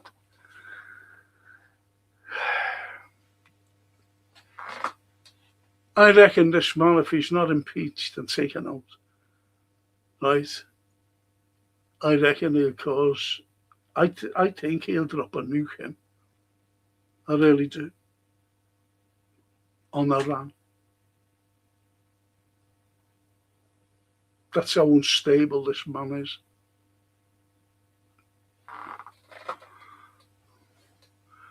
Frank in San Francisco. Phil says, Frank, in San Francisco, strikers were shot and killed when they were protesting for a 40-hour week. The painted outline of the bodies are on the pier, stroked up. Oh, go away. Go away. How morbid is that? But it's good, because you've got to have things like that as a remembrance for these lads. And Paul said, Frank, when it comes to plays about previous kings, etc., was Shakespeare under pressure to write certain versions? Yes. Or was he free to write? No. What he wanted? No. Let me tell you this, poet. That's a cracking comment. Please let me. Okay, I'm sorry there, people. You might want to hear this, but it's absolutely genuine. When he wrote Macbeth, he was a Catholic sympathiser. And he knew the score about the 1605 gunpowder plot. He just knew. I've given many lectures loads of times throughout the years about the gunpowder plot. And what you read and what you think about it, it's wrong. You're reading the wrong thing. Because when you see, when they were captured, the plotters, and they were put in prison, they were tortured. I used to have at the signature, believe it or not, of Shakespeare. Not the proper one, a copied one. And by the time he was tortured, you should have seen it. He had to sign the confession. And it was a scribble. Four-stand scribble. Because they were put on the rack. Then they were dragged through the streets. Dust hitting them. You see images of them, on a board looking up. They weren't allowed to look up heavenwards. They were turned upside down and they were looking at the floor. Then they was brought up a ladder, a big tall ladder, and this big rope, and they was just thrown off and he was swinging. And then they stopped, cut the rope. Never cut the rope, they're still alive, choke. And then they were put on a big butcher's table, and it was a butcher who cleaved their arms up from head to shoulder and a leg. Say like they did the left shoulder, the left arm, and then they did the right leg. Just chopped them off, cleaved them off. And then they opened them up from, the bottom of your stomach. And they cleaved it right up like that, cut you up. But it's just ordinary, like that. And they had a what you call a pyre, it was called. And that was burning like this. And then they used to take the innards out. They used to throw the arm on and the leg or whatever first, they threw that on. Then the innards came out and they threw it on, and they made sure you were watching that because they used to turn your head to where the fire was. Right? Hence, bonfire. Good fire. And it was the burning of Catholicism. Right? I'm not going on about it. Well, it is about religion, but just bear with me. And he wrote Macbeth. Best play ever written. Love it. I love it, honestly.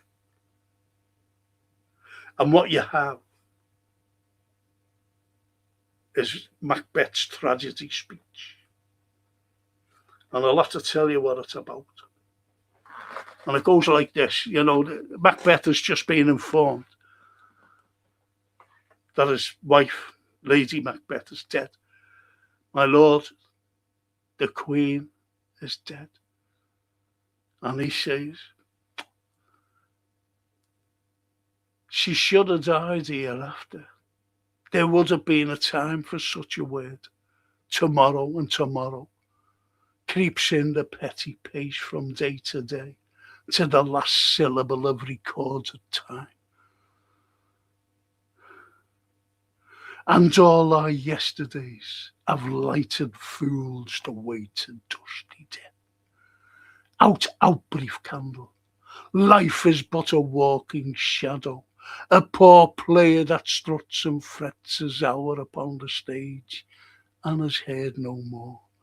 It is a tale told by an idiot, full of sound and fury, signifying nothing. Now, you might just think that that's about his wife. Who he's actually saying, not his wife. This is Shakespeare. He's bringing Elizabeth I into it.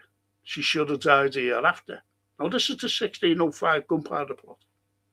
She dies in 1603. She should have died here.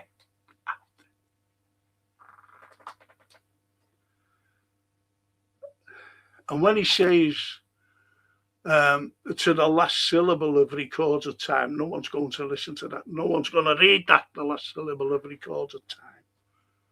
Because there was only one scribe. One. And I'll go back to him in a moment. And all our yesterdays, meaning history, all our yesterdays is history, isn't it? All our yesterdays have lighted fools the way to dusty death.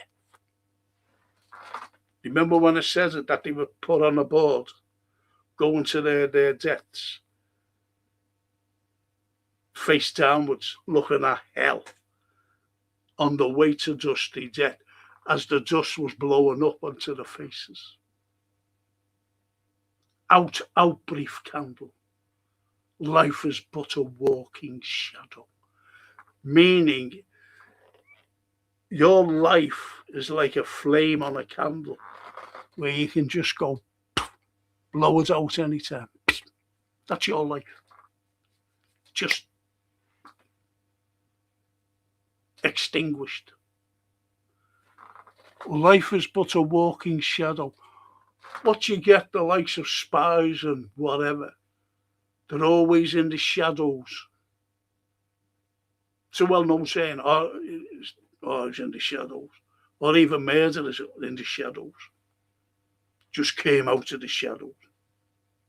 Life is but a walking shadow. A poor player that struts and frets his hour upon the stage. Who's that? These are the plotters. And is heard no more. A poor player that struts and frets his hour upon the stage and is heard no more. They're the plotters. On the witness box, saying, I had nothing to do with this. I wasn't captured. Right after all what you're saying. I know nothing about it. And that was shit. That was Guy Fawkes, Guido. Because when you get an image of Guido Fawkes, and this is Robert Cecil, he put the image out, propaganda, that he was found with 36 barrels of gunpowder, the equivalent of 2 tons of gunpowder, behind him with a stream, and he's got a lamp and a torch in his hand, so we can set fire to it and blow up Parliament. And it wasn't the beefeaters just said, hang on a minute, what are you doing? He said, I'm going to blow it down. Now, fuck off, you're going to get arrested.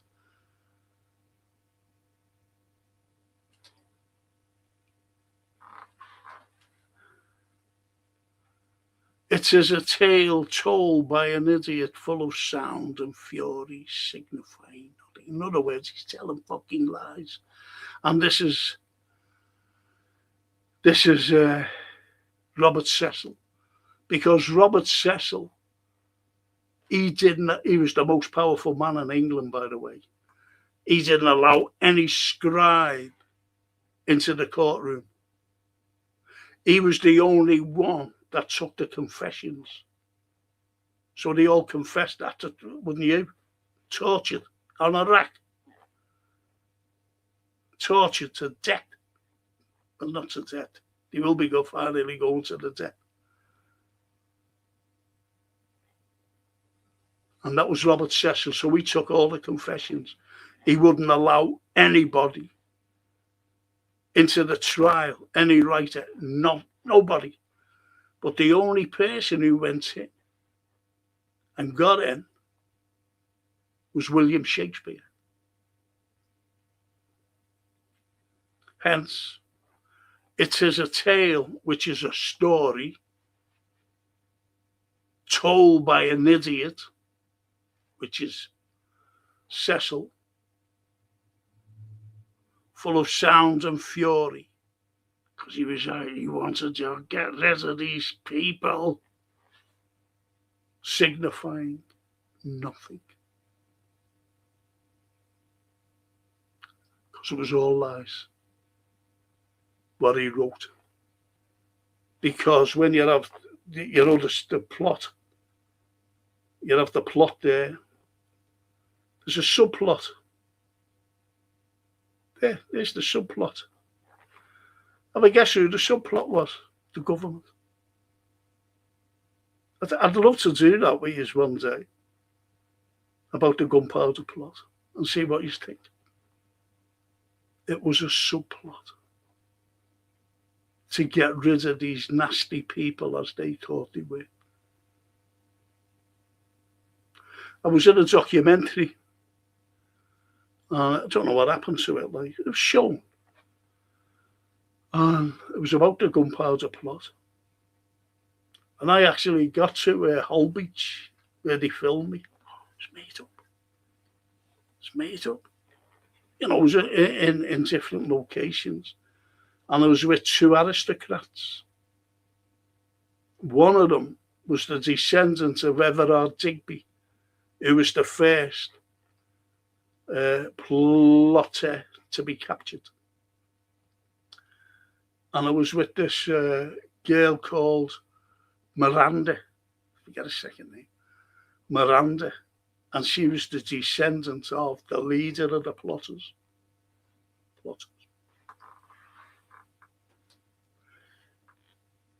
And when we finished, I forget his name, the fella, these are wealthy people, by the way, I mean, very wealthy.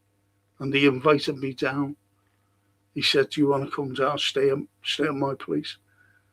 He said, "You'll love it." He lived in Gloucester, this fella. And he said, "You'll love it." He said, "You know, it's full of history. This is his place where he lives." And I said, "No," I said, "Thank you." And that Miranda, incredible lady. So, if you ever want me to do it, I'll do it.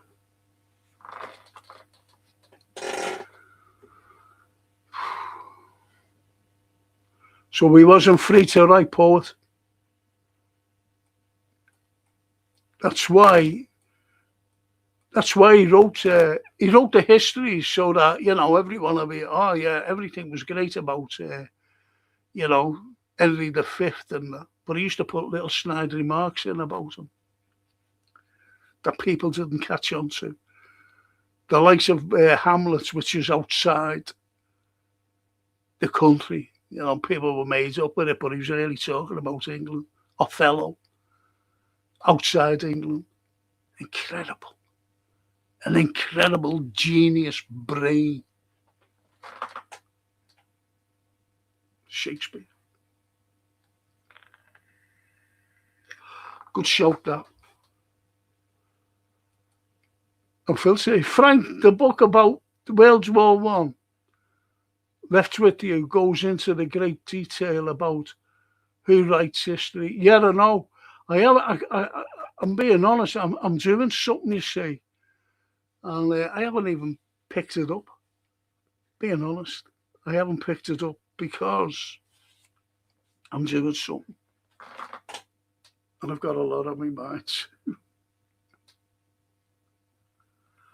But they will be read. Thank you, Phil. Bella. Buonanotte, Franco. Sorry, got to go. Tired tonight. Great shows, look. Oh, thank you. Good night, Bella, sweetheart. Buonanotte, Bella, says the lovely Toscana. And Steve Holland. Bojo the clown hated Liverpool. Oh, he did. I remember Michael Howard, he says he better apologise. He didn't apologise when he came up. And Boris Johnson, I remember about COVID, the social network, people were going on about it. And this fella said it was a scam. And this other fella went like that, and he calls him Bojo. He said, call him Johnson, don't Bojo. That's an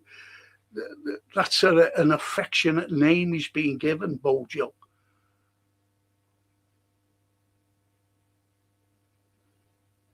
Bojo the clown hated Liverpool as well. Of course he did.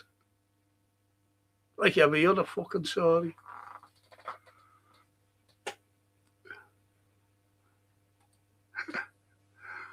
BBC are a gang of bacons.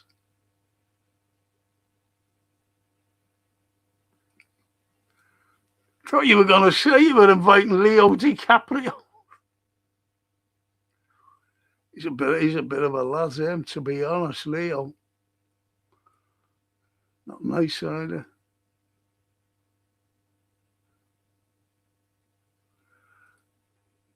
HW, you're so right. That's why I have to be careful.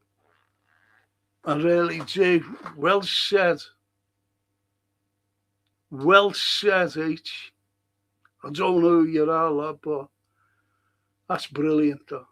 Thank you. If we were to discuss the causes of decline of the West, we would all be sent to jail. Yes. 100%.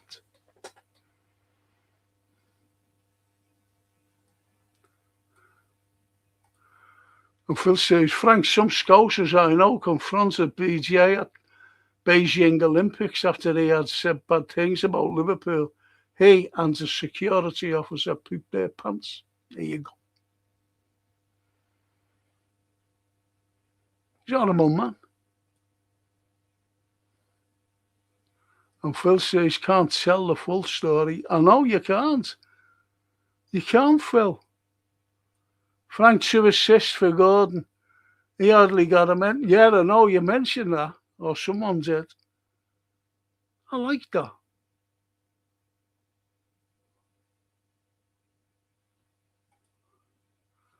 And Johan, 25 likes, Frank. Don't refresh. It might end the stream. You've got to refresh the stream to check the live count. Oh, I see. Well, I can't do that anyway. I'll have to mention my sponsors. I keep forgetting. The beautiful people. And the Gap Payton said, please, if you know somebody who works in the NHS, if you know someone who's elderly and they want the places done, please get these in. They get special discounts. They're all time served lads. They're fully insured just in case anything goes wrong. Please don't struggle, especially the elderly. Don't struggle doing your house. You get a special discount and you'll be surprised because they look after the elderly. They look after anybody who works for the NHS. please, and if you know anyone there, just tell them, get Gap, don't be struggling, trying to get your place done, especially the outsides. If you're trying to paint bins of sashes or whatever, just get them in. And if you don't fit into the categories, get them in. As a, just to give you the price without any obligation. That's all. If you don't like the price, if you like the price, get them in. Let them do it. Fully timed, serve lads, no cowboys. And fully insured.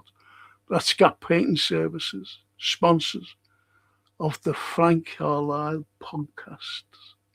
Thank you.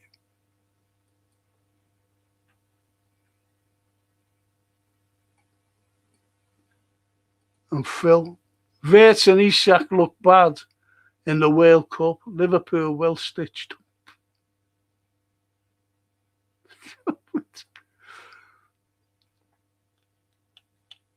Excuse me. Well, it scratched me blood. Fucking hell, this thing comes out on me. Davey, hiya Davey. All right, Frank. Got a close family member. Oh no. Seriously, it's so not being on much. Remember your health, Silver.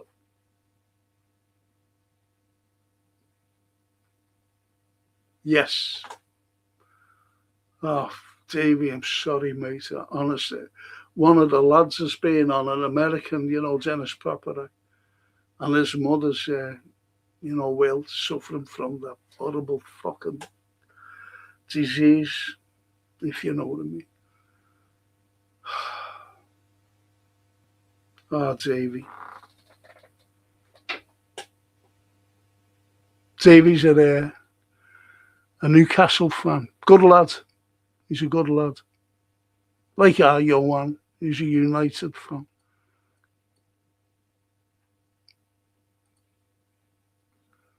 Yeah, even the poet, sorry to hear that. All the best to you and your mate. Isn't that lovely?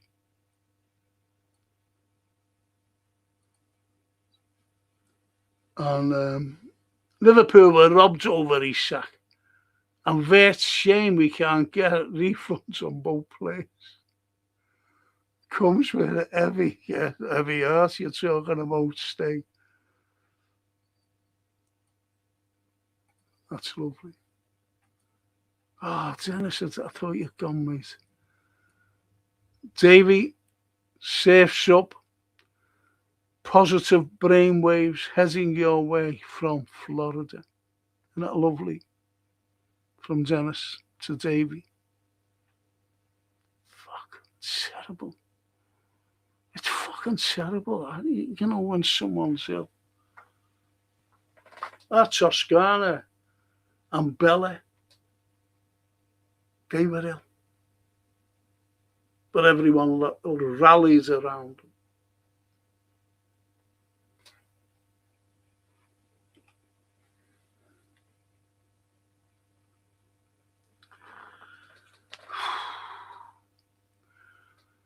Davey. Cheers, Poet and Dennis.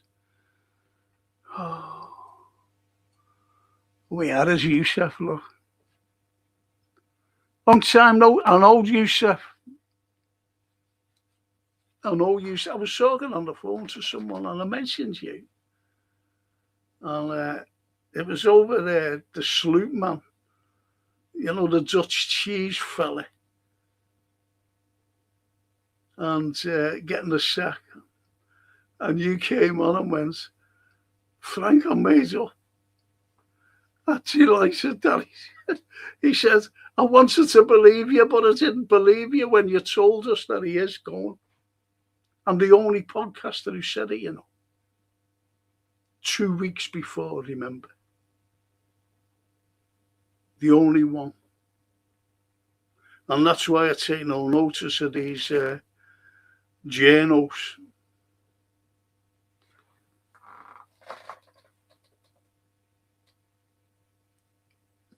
Get my haircut on Saturday.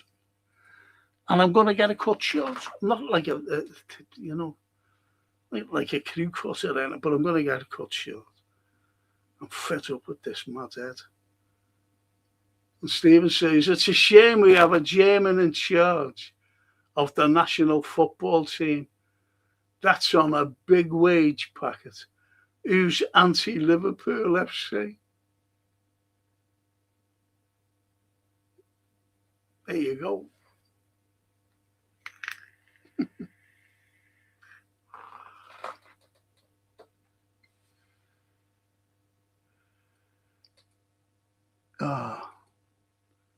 Hope you're having a wonderful summer, Frank. I've been in and out of hospital going up to, I'm having I just had a pre-op. And I'm going to have my operation next month. Very dangerous one, unfortunately. But the way I am, I'm going to go ahead with it. And I just hope to get a little bit better life, better quality of life, if I come through it. Yusuf, thanks anyway, mate. Thank you. Appreciate that. Appreciate you all, to be honest. You're all lovely people. And David, I've always been club over country. As a northerner, I've always felt England were mentioned it before about how, the country's split in half. North and South divide. And then you have Scotland, who are worse off and should be better off. Because you had Thatcher selling off to Texaco, the North Sea oil. To the Americans, she sold everything to America. Where America owns us. She nearly sold off Rolls Royce, actually. That's why the likes of Michael Heseltine, a top Tory minister, he should have been leader. He should have been leader.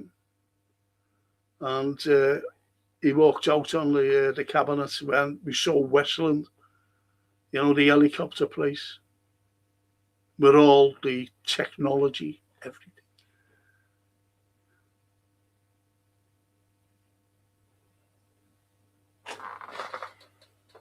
Always been a North-South divide. Queen Mother, I mentioned the Queen Mother before, Davy. She wanted to bring our Grand National down to I don't know whether it was Epsom or Sandown. Can't we have it there? Because the people speak with funny accents. Poor Scousers. People from Manchester with the racing. It's just pathetic. Snobs. And Davy says, my mate, in brackets, he's a bit thick. Once said he supports Scotland because Newcastle is closer to Scotland than England. I sort of got what he meant, yeah. Yep. So you've got to thank Adrian when he built the wall. Emperor Adrian. Then a couple of 100 years later, you had Antoninus. And he says, I want to build a wall. And he did in the Grampians. And it's called the Antonine Wall. It wasn't as good as the Adrian's Wall, though. I'm not saying like keeping the Scots out or anything. But that's the way it was. That was he said, no more expansion. So we built a wall. He never only built a wall in England to divide. He built it in Germany, Germanica. He built it in Spain. He built it in Gaul, France. Built walls. That's where he built it. He said, no more expansion.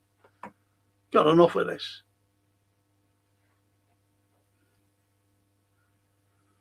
And that's what you, Davey, just mentioned about your mates in Scotland. Ah,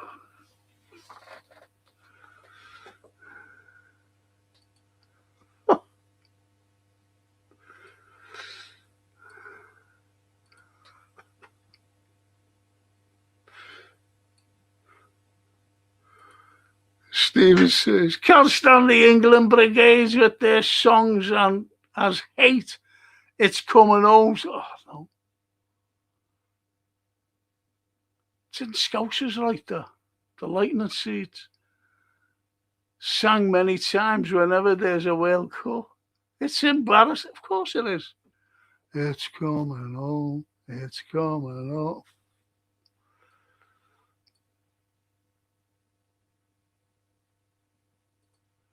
Yeah, look at that. Frank, I've always wanted to start up a Ruttles tribute band. Why don't you? Why don't you? Eric Idle. Scouser.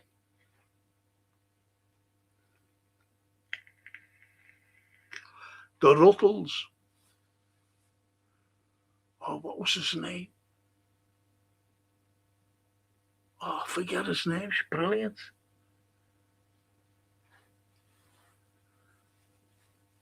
Oh, forget. He's in the life of Brian, this fella. You just see him running around at a Coliseum. Brilliant. I forget his name. He was in the Ruttles.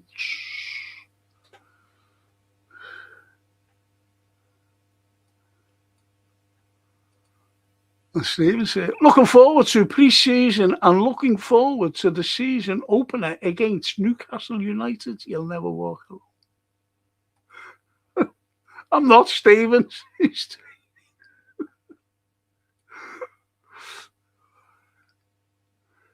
That's brilliant, though. I'm not.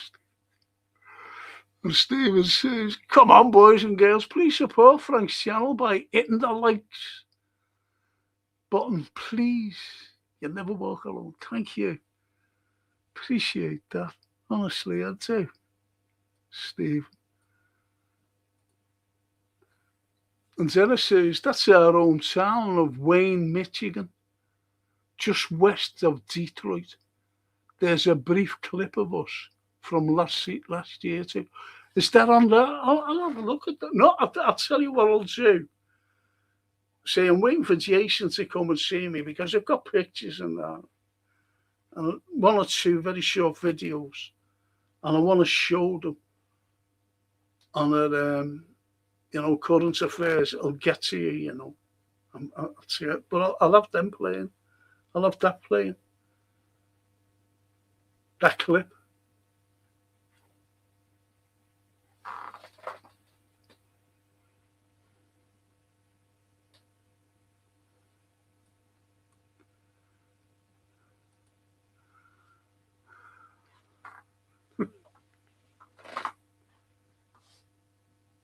You want to see it? Right, I'll try and read this. Putin mentions Novorossiysk for the first time. Yeah, he did, didn't he? And we all know what that means, don't we? Go on. And the big landlocked country that's going to be useless and worthless to anybody.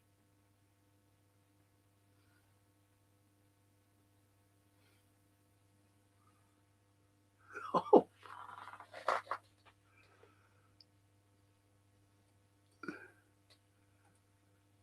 Putin is a threat to the UK. No, he isn't. We're a threat to him. When has he threatened us? Stephen, please let me know when he's threatened us. And I'll count the fucking years that we've been a threat, that we're threatening them. And I even go back to the Crimean War, if you want, of 1854. I'm a historian. I know my stuff.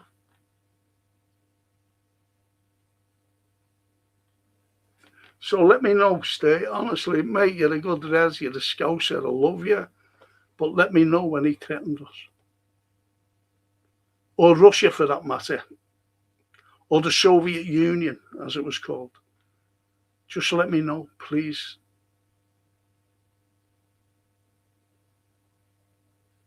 It's like the slave trade, when people say, oh, yeah, loads of slaves landed here. No, they didn't.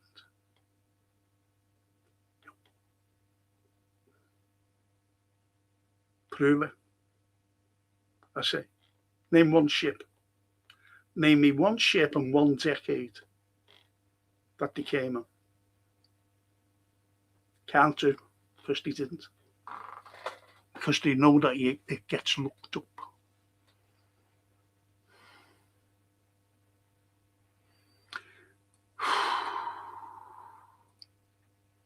Poet, unlike the Celtic nations, English fans can't just celebrate their own culture.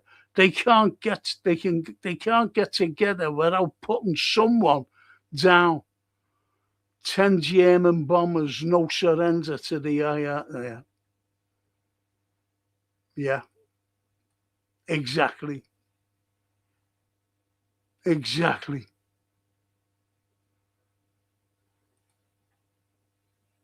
And Dennis, thanks for sharing, Frank. We'll be sure to pass along pics from this year's fun. And as always, you, Francine, Sophia are always welcome here after on for an early dinner. Ah, thank you. Thank you, mate. Tell Francine she'll be over there, I'm telling you. Need to practice. Ah, he's playing. Bye, Dennis. And Stephen says, would love to see religion banned as it causes so much grief around the world at sad times. You're right.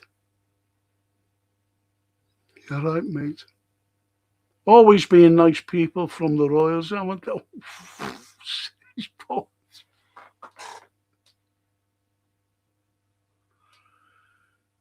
do you know, I don't think people realise, when Charles, he says, well, I'm dispensing with the defender of the faith. Now I'm defender of the multicultural faith. And I would have loved to have commented, but you've got to be careful, haven't you? Because when Henry decided to divorce himself from Rome, and he had his cronies behind him that were called the protesters against Rome, And he set up his own church. Yeah, he'll be a leader there because he wanted to marry Anne Boleyn, didn't he? So anyway, when he was dying, he called a priest, and he said, "I want to go back to the Catholic Church." He said, "You can't, mate. You can't." He said, "Oh, please." He said, "You're being excommunicated." He said, "Oh, well, I want to go back." See, religion was very profound then. Anyway, he got a special message from the Pope and said, all right, we'll take away the, so we said, okay. And he died a Catholic. And every other king after. Strange, isn't it? Now, do they know that? I don't think some people know about dying a Catholic. I want to get back into the fold of the church. I don't want to go to hell. Oh, well, all right. And we call the pagans barbaric. Othello. Where did he come from? The Barbary Coast? Well, was he? He's barbaric. That's how great Shakespeare was. To tell people these people are not like that. When you look at Othello, that's a great shout, that. Well, then, Johan and Phil. King Charles still has a groom of the stool. Just normal people, my ass. Exactly. Exactly. And Phil says, Frank, these days, some spies are choosing to end their days by Tiger own by sorry, I thought it was Tiger. Right, to end their own days by their own hands in a suitcase. I was looking at a murder trial in America, and this girl got done for killing her boyfriends, but she said, "Hey, I get in the suitcase and we'll have a game." So he said, "All right." And she just zipped it up. He couldn't get out. And he died. And she was up for murder. She got done. Murder. First degree homicide. She said, "But you're only playing a game." He said, "But you shouldn't have left him in for fucking 4 days, should you? He's suffocated."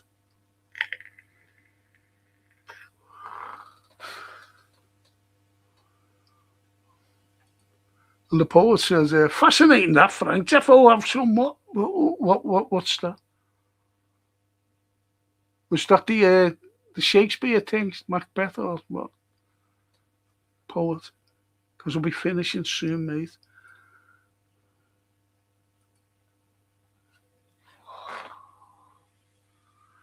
Bent double like old beggars under sacks, knock-kneed, coughing like hags we cursed through sludge, and to our distant rest began to trudge. Men marched asleep. Many had lost their boots, bloodshot, or went lame, or blind, drunk with fatigue, deaf even to the hoots of gas shells dropping softly behind. Anthem for Doomed Youth, great opening. Great opening, that, Johan.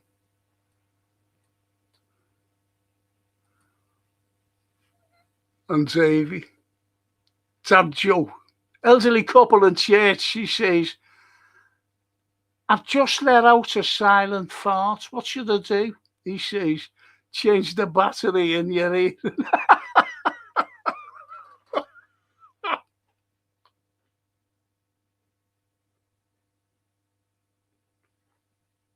Oh, that's a cracker. Change the battery. I remember doing a coach trip, history one. And I said to my Francine, I said, "Do you want to come along?" She said, "Yeah, all right, Dad." And anyway, I was with my partner as well then. And so anyway, she was standing. I said, "Make sure that they're coming in, in a queue up and line up." And so she said, "All right, Dad." So I was standing in front of the coach. The door was open, so the people, as they were all coming around the door, the door was flat against the thing, and they could see me, and they were, "Hiya, Frank." But our Francine was standing there, she said, "Yeah, go on," because they had to have a ticket, you see. So anyway, she was like looking at and something fell, and I bent down. No one could hear it fall. I forget what it was. And I bent down to pick it up, and our Francine went, the people never seen her doing that, but they just see me bent down, and they're all looking at me. Stop getting on the bus. And even heads were popping around like that. What's going on? Because they heard this noise going, and these other ones were saying, "It was Frank. Wasn't me, it wasn't it, it was Frank." It's not half embarrassing. And I had to get on the coach and say, that was my daughter messing. No one believed me. Like, they just thought that it is. So we get your point there, Davey.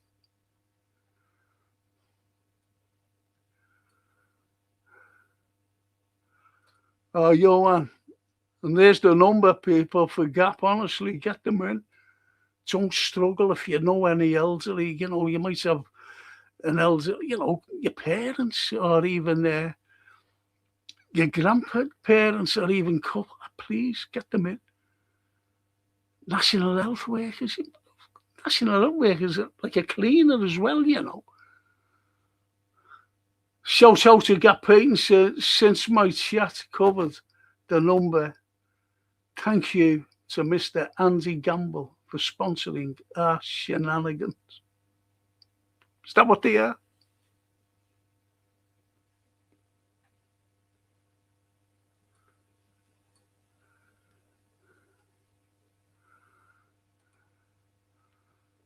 And Johan, shavers and grow a Lennon goatee. That's you, isn't it? You're growing one. But I've always had this. I've always had a moustache, you know. Even when I was younger. Little muzzy. Show you. Show you me muzzy. This is when I was, it's when I had black hair. I think so, anyway. Yeah, I've got it. Never always had grey hair, you know.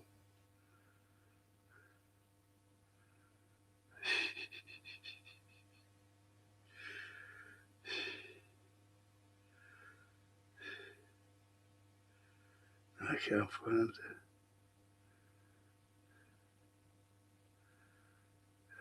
I can't find it. Oh, yeah, here it is.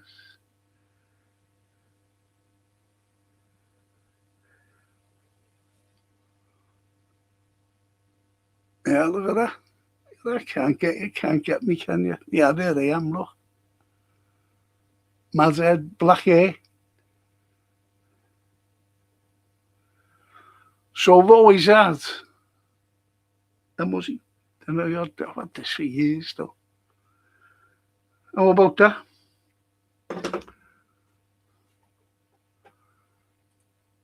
And so Scott. Got to admit, I think I've more in common with Scotland fans than the English fans. I think we all have. They give us a good time. Shame, really. And the poet says, snobs, Nazi more like, especially the Queen Mother. Remember that picture of her doing the Roman salute? Well, they support Ukraine, don't they? This country.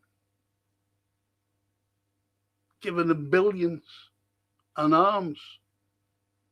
You've only got to look at the Banderites, the Nazis, Azovs. You've only got, I don't know the fella's fucking name. And they dug him up only a couple of weeks ago to give him a burial, a state burial. A state burial. They buried him. Forget his name. And he was a Nazi collaborator. And he sent to death over 500,000 people. Hundreds of thousands of people he sent to the death. He was a Nazi and a collaborator. And you had the likes of Stefan Bandera, the same Nazi. And yet there's statues to him, the streets named after him in Kiev. A big thing named after them. The Azovs, Nazis. I'll show you all the pictures next week, hopefully, about Nazism in Ukraine.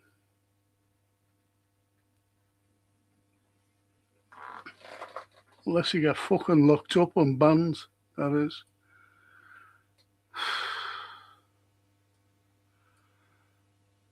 Steve Mulholland to Dennis, you should try and get to see a tribute band from New York called Tragedy, a heavy metal tribute band to the Bee Gees and beyond. Very entertaining band. Told you about him, didn't I? And I took him around. Robin Gibb. And he just looked at me. I said, it's humour. But we got on well. He just started laughing then. Robin Gibb. Steve, with helping Ukraine, with Keir Starmer, I do worry Russia area threat to the UK, especially if the troops ends up on the... No.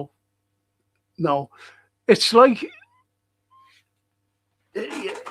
You just said it before that you didn't like to stand next to people supporting England who call Liverpool, I'm talking about every Scouser, being a bin dipper or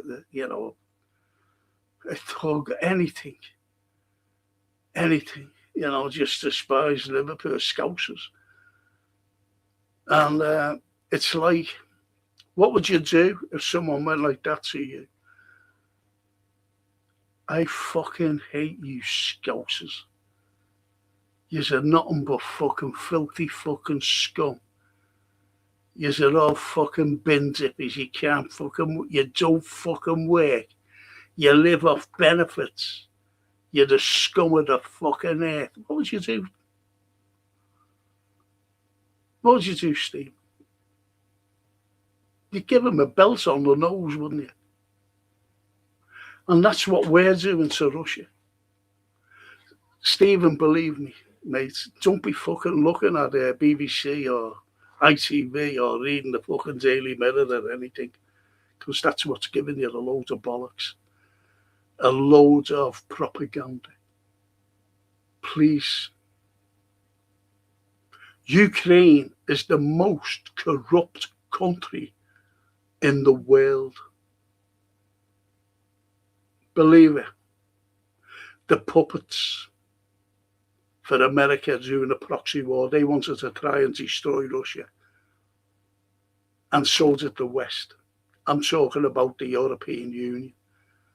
And I'm talking about this country. MI6 is involved in fucking everything. Along with the CIA. They want to try and destroy Russia. Russia was, Ukraine, by the way, was committing genocide in Ukraine, in a place called Donbass, where they were systematically murdering people, Russian-speaking Ukrainians. It's fucking horrible what they did, mate. And Putin says this has to stop. He told the West, this is genocide. You think what's going on in the West Bank of genocide, that was going on in Ukraine, but no one fucking talks about that. And that's why Russia went in to save the fucking Russian-speaking people. Believe it.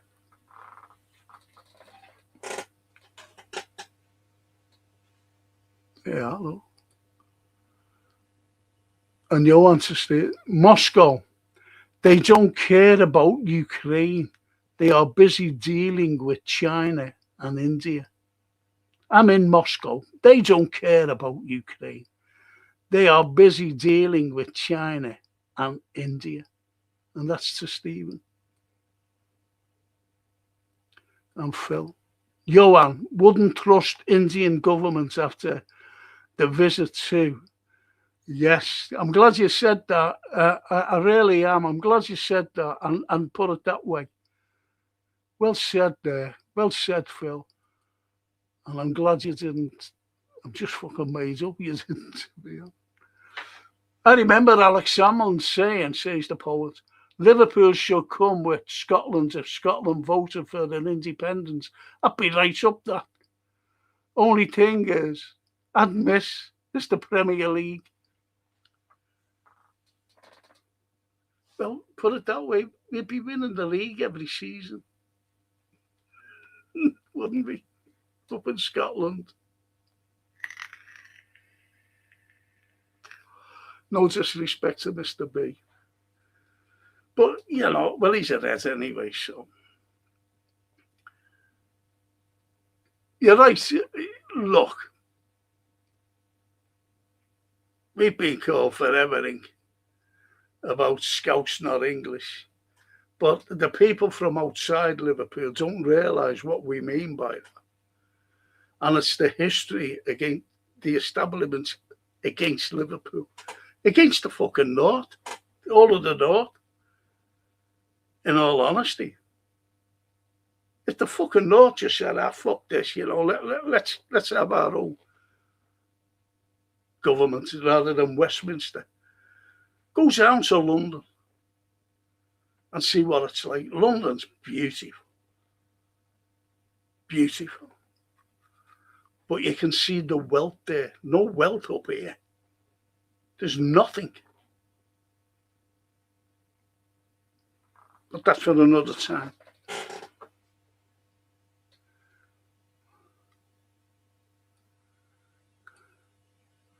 And the poets.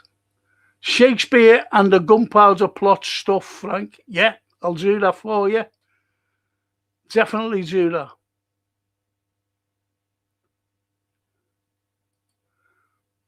Blimey, you look like Soonest. Stop my photo. You look like Soonest, Suey Soonest.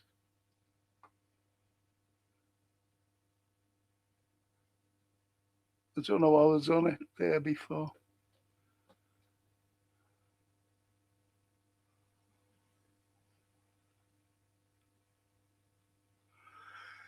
Believe it or not, that was a mugshot. So, listen, I'll have to see your photo. Well, not the police, like, but, okay. Don't smile. I said, okay.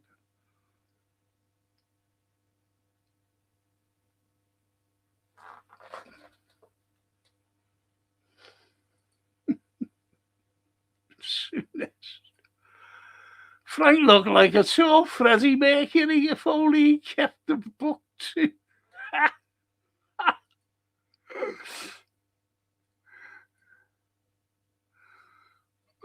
Frank, don't know if I said it earlier, but a very good world-renowned economist, Professor Stephen King. Yeah, you're there on YouTube. Excellent information, yeah.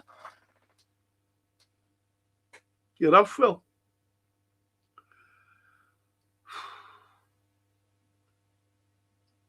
I think it's been great tonight, this open forum. I think it's been absolutely wonderful. Great to see Davey as well.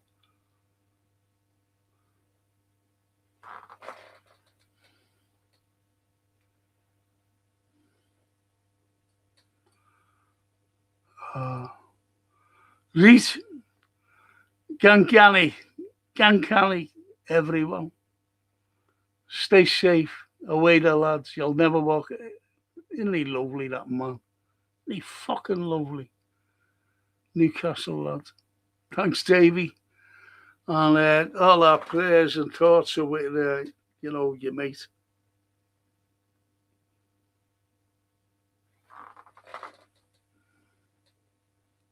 Bye, Davey, says Phil. Hope everything is okay. Yes. Yeah, I love that quote, Phil. It's easier to fool people than to convince them that they have been fooled. Yes. What else did he say about trying to persuade somebody? In other words, you just lose it trying to persuade an idiot. He's great, Swain. But I didn't like his works, Huckleberry Finn and all that. Sure, no, there. Oh, well, you've been watching matches. Good evening, Frank. Hey, Frankie, good evening. Good evening, Sean.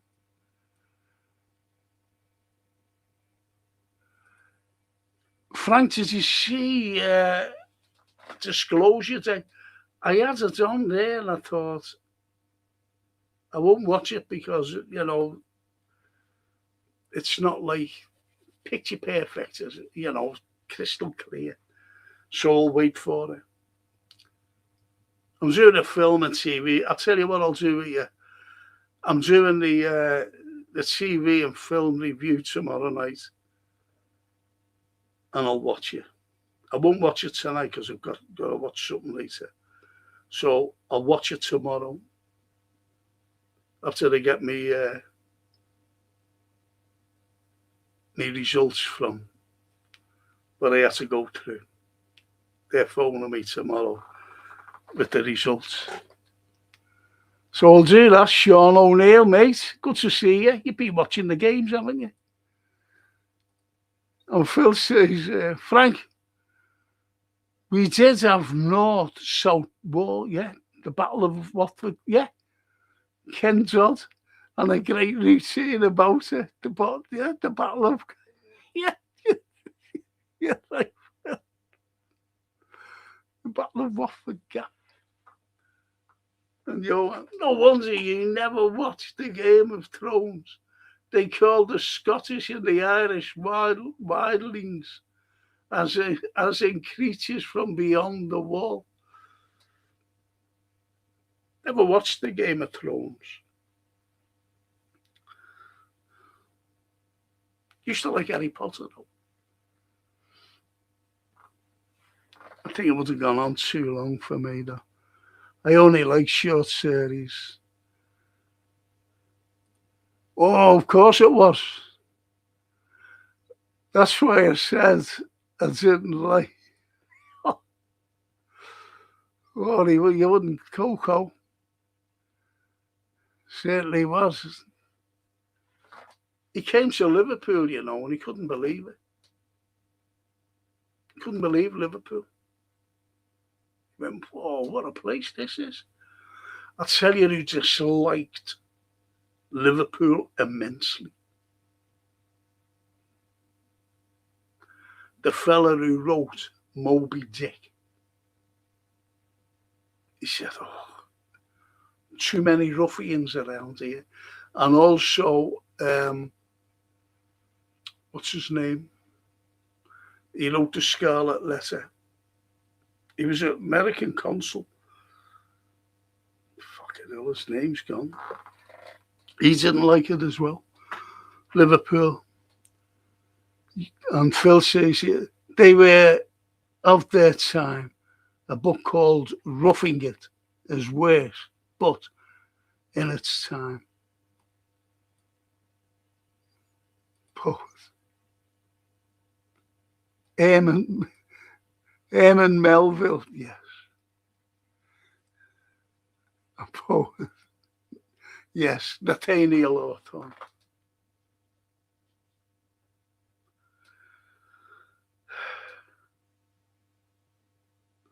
If you haven't watched, and it's on YouTube, a small sketch, and I keep telling people to watch it, and it's called The Lie Detector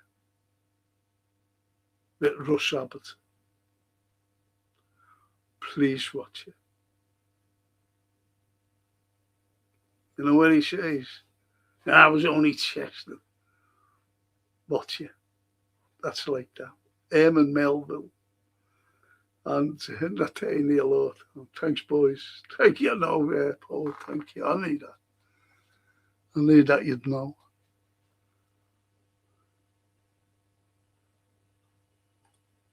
Too many ruffians, says Phil. In fairness, he wasn't wrong.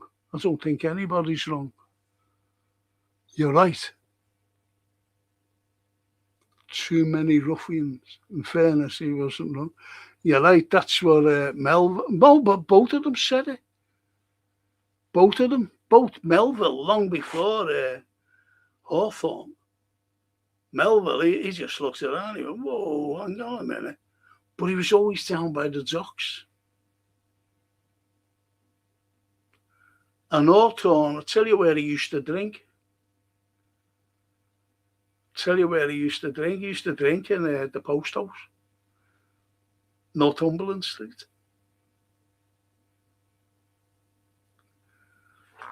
Melville, not Melville, Hawthorne.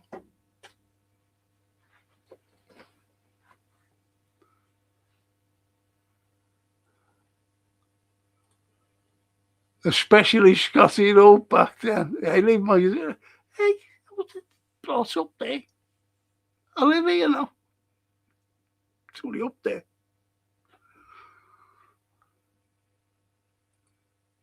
And Johan says, I'll send what Mr. Brown is up to. He's quite busy these days till the 29th of August. Your face in on the first and last. Oh, go away. Oh. I don't know why he hasn't been. Yeah, he must. I just want to see what he's done about Da Vinci and William Blake.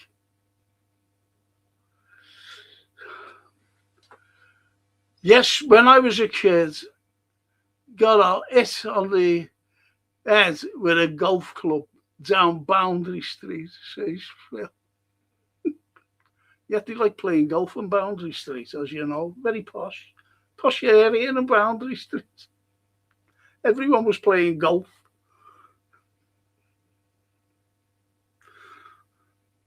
And they all bought baseball bats as well to learn how to play baseball. They didn't have a ball, but they like going around smashing it there. Anyway, on that note, boys, thank you so much for tuning in. Hope to see some of you tomorrow. We'll just have a quick slurp.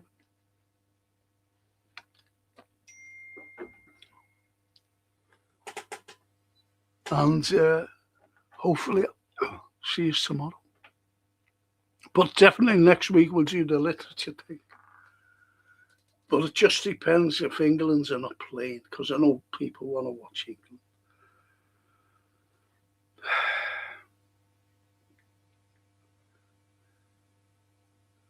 Oh, that's brilliant, that, mate. Thanks, Johan. I'll have a look at that later.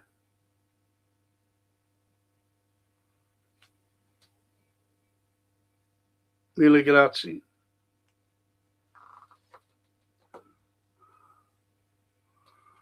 Oh, Phil.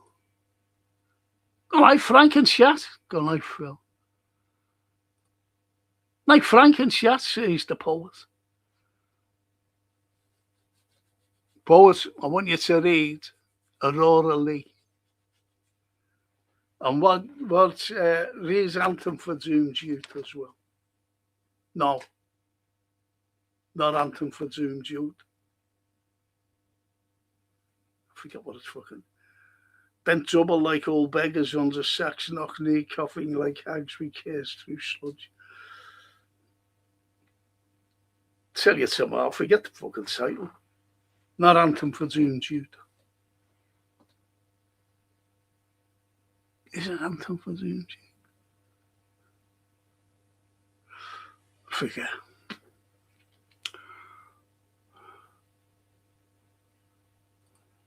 And the poet, nothing better than watching England get beat.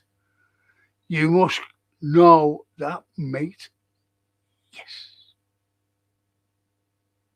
Yes. And on that note, I'm going to finish. Thanks, boys and girls. Thank you. I really appreciate it. I hope to see some of you tomorrow. I really do. Thank you. Great comments tonight. First class. That's how good you are. And there was no swearing, was there, or anything. Thank you so much. Good night, everybody. Good night.